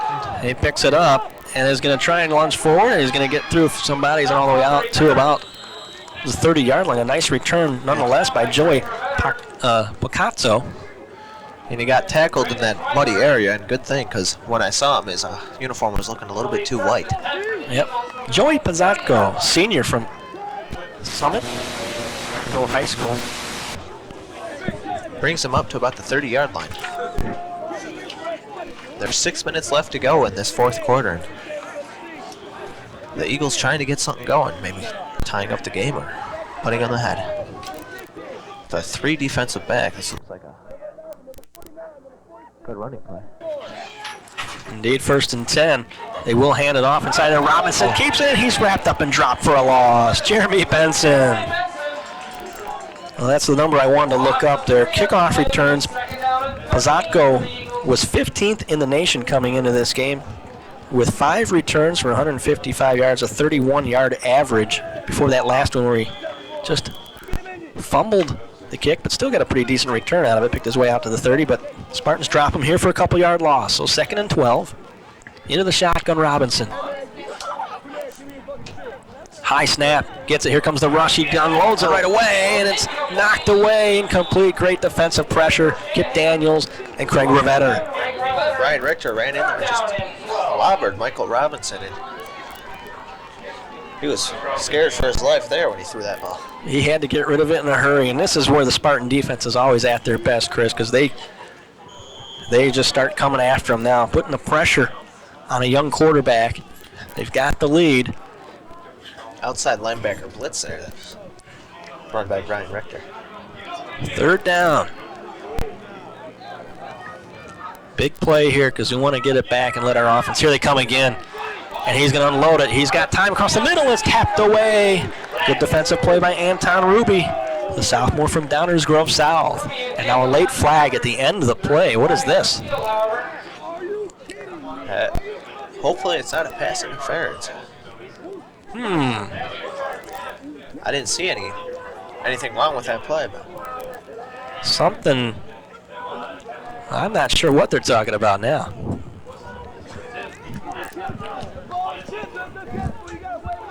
Oh boy, quite a conversation going on here with the officials. Coach Scott is out on very the late flag. Something the official saw after the fact saying, and oh my goodness, they're going to call pass interference against Aurora University. The Spartans were claiming, well, that's why Ruby was making a motion like, hey, the ball was tipped. So the ball has already been hit. So what if you make contact with the receiver? The official did not see it that way. Boy, was that a late flag or what? That was a very late flag, and I can't believe the official called something like that. I wasn't aware that on a tip there could be a pass interference call after the tip. Well, he says there was contact before the tip, apparently, so it's 1st and 10. That's huge, because otherwise we'd be getting the football back here and looking to run this clock out. Instead, they go long. That's a Singleton. Singleton, and Kern there almost intercepted. Numbers. So 5:10 to go here in our game. The Spartans trying to hold on. 12-6, Aurora in the lead. That pass was just broken up by Martin Kern. 2nd down and 10. Very muddy area of the field at their own 44-yard line. Robinson slips a little bit, dumps it off. His running back coming out of the backfield. He's got 1st down yardage, and he's out of bounds. That's a nice play for them. Taken out by Kip Daniels there. The wingback getting him out of bounds. Topias, the wingback, comes out of his slot and just makes that catch. They dump it out there, and that's a huge 1st down play. A lot of time left yet, 5:03. Now, the Eagles 1st and 10 at the Spartans' 42-yard line. Boy, oh boy, was that pass interference call a huge play right now. Robinson fakes the handoff, keeping himself. He'll lunge forward. He's going to get about 3 yards. And you'd hate to see something like that affect the game so greatly. I mean, a pass where I felt personally that wasn't meant to be called like that, but... Well, judgment call. The official thought there was contact before the ball was tipped away, so he called pass interference, but seemed like a late flag. Regardless, it's 2nd and 7. Nearing 4.5 minutes to go in our game.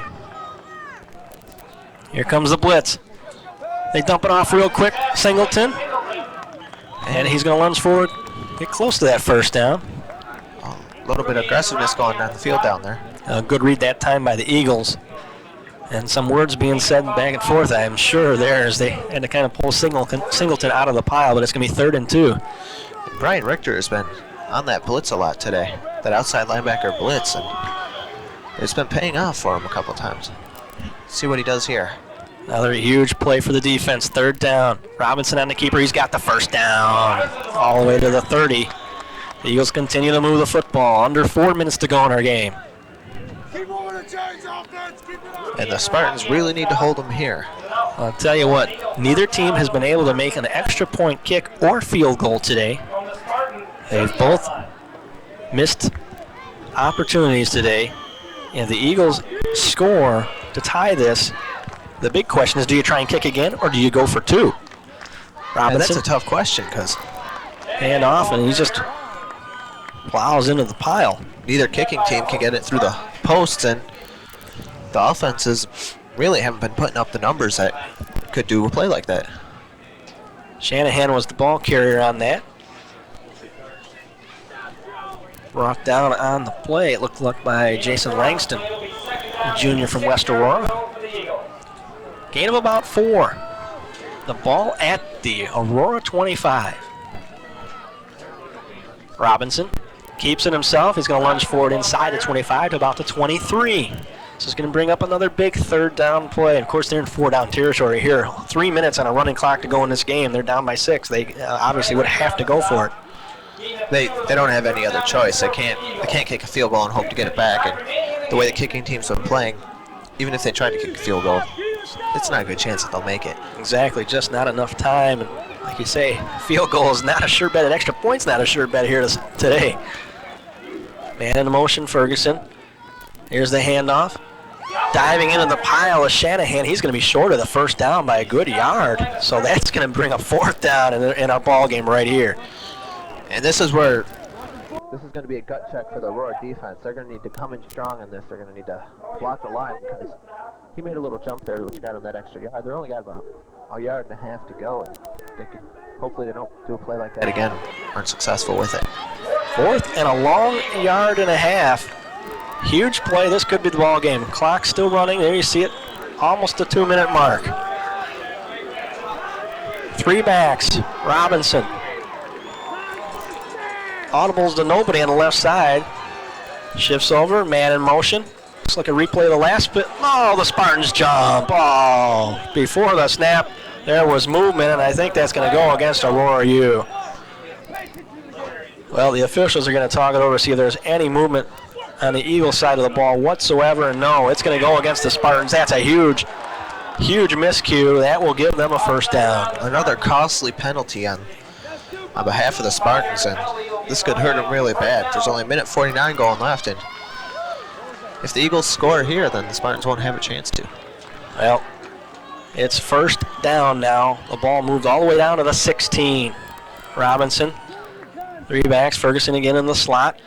Fouls behind his blocker. They're just going to try and do it this way. Pound the ball down there. Run the clock down as much as possible.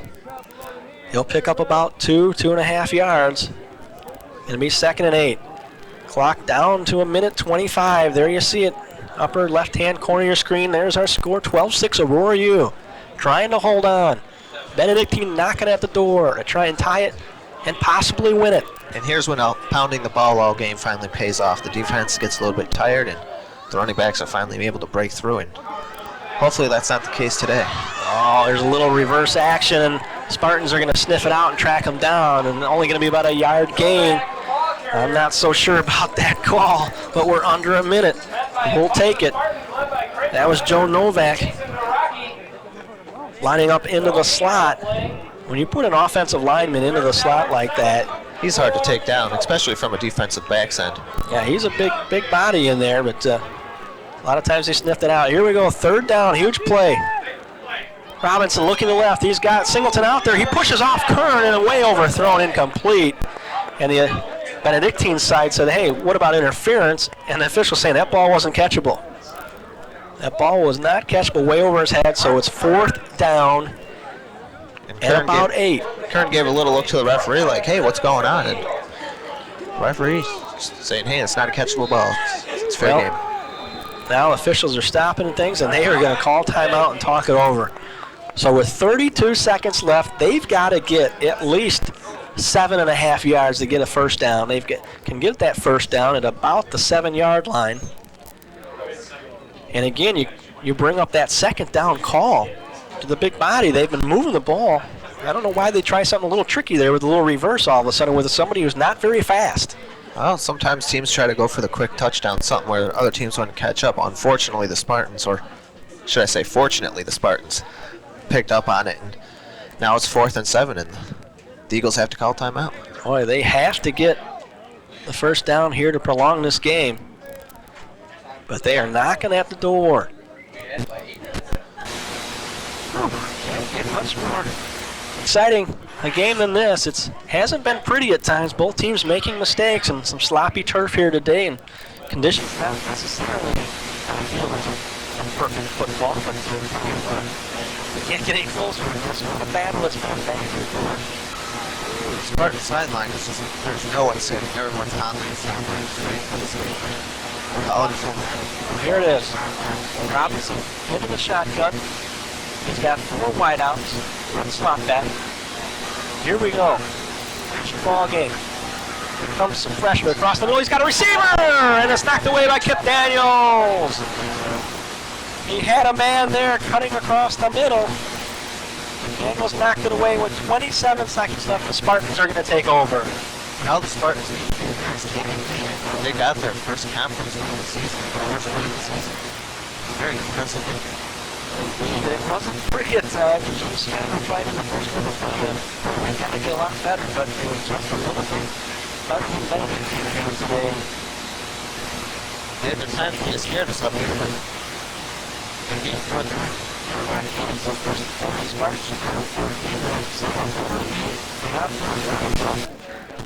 Tyson LeBlanc, kind of a safety valve. Indeed, he goes to the knee, and that's going to do it. Stopping the clock. Well, no sooner than I say that, then the officials stop the clock. 22 seconds, and indeed, the Eagles have called timeout. So, and the Spartans, barring a miracle, are going to go, like you say, to 1-2, their first win of the year, 1-0 in conference. They're going to win this one 12-6. And I don't know what the Eagles are thinking here. Maybe they think they have 5 timeouts and they can burn them all. Well, from what I remember, they only get 3, and they already used 1 earlier. Indeed. So according to our calculations, they got 1 left here. So the Spartans will go to a knee again. They're hoping for a miracle of miracles, maybe a fumbled snap or something. I don't know. And they're just trying to draw somebody off sides here. Flags fly. Obviously some contact up front before the ball was even snapped. There might have been a purposely done offsides on the Eagles, but that boggles me because the clock hadn't been running yet. And that's what it looks like they did. Maybe they should have saved that for after their timeouts, but because that offsides call does stop the clock. All right, well, they'll walk it off, and the Spartans will do it all over again. Van Opdorp looked to the Aurora side, like looking for a signal from coach. They want to put 22 seconds back up on the game clock. It says 21. It ran a second off there, but that ball was never actually snapped.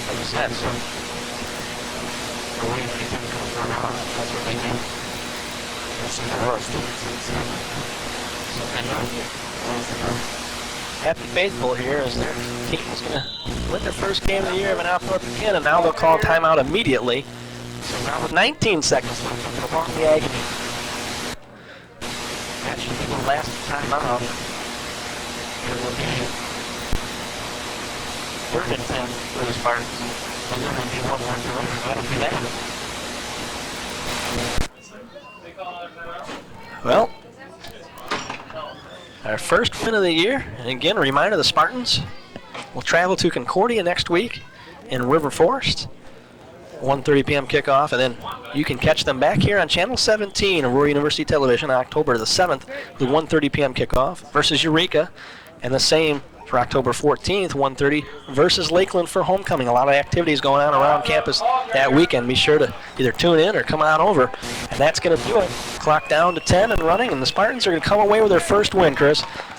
A hard-fought 12-6 victory for Aurora U. How about it?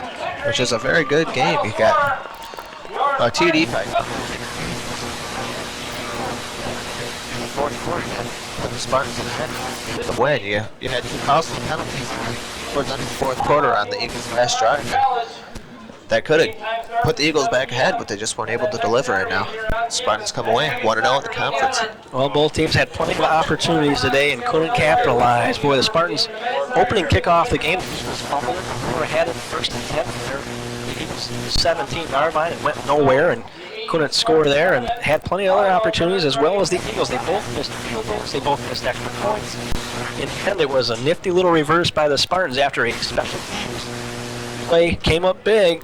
Jermaine Turnage with the blocked punt, and the very first play from scrimmage, Kip Daniels on an 18-yard reverse for the touchdown. Other scoring plays, after a scoreless first quarter, the Eagles got on the board first. His quarterback Mike Robinson and the keeper scampered, broke free for a 72-yard touchdown. They missed the extra point kick, and at the 8:05 mark of our second quarter, it was 6-0 Benedictine. The Spartans tied it up just before halftime. A 25-yard pass from John Van Opdorp to Paulie Forsythe for a 6-all tie, and the extra point kick was no good, and that's the way we went into the locker room at halftime.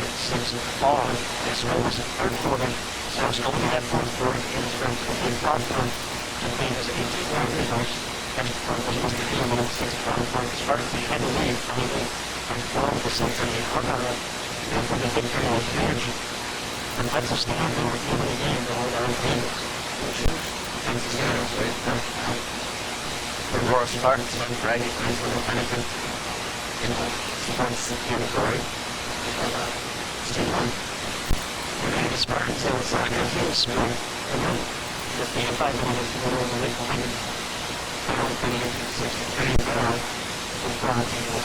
Victory this week. Well, Chris, it was a pleasure working with you here today.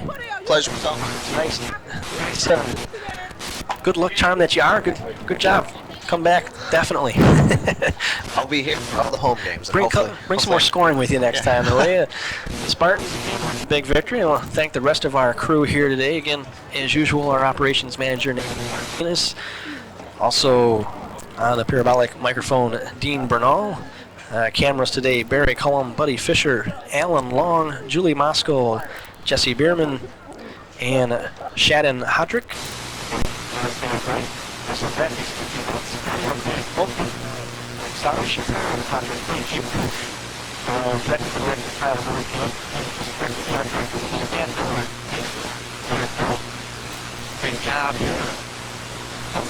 Saturday afternoon, but a happy one nonetheless. A hard-fought win for the Spartans as they beat the Eagles of Benedictine 12-6.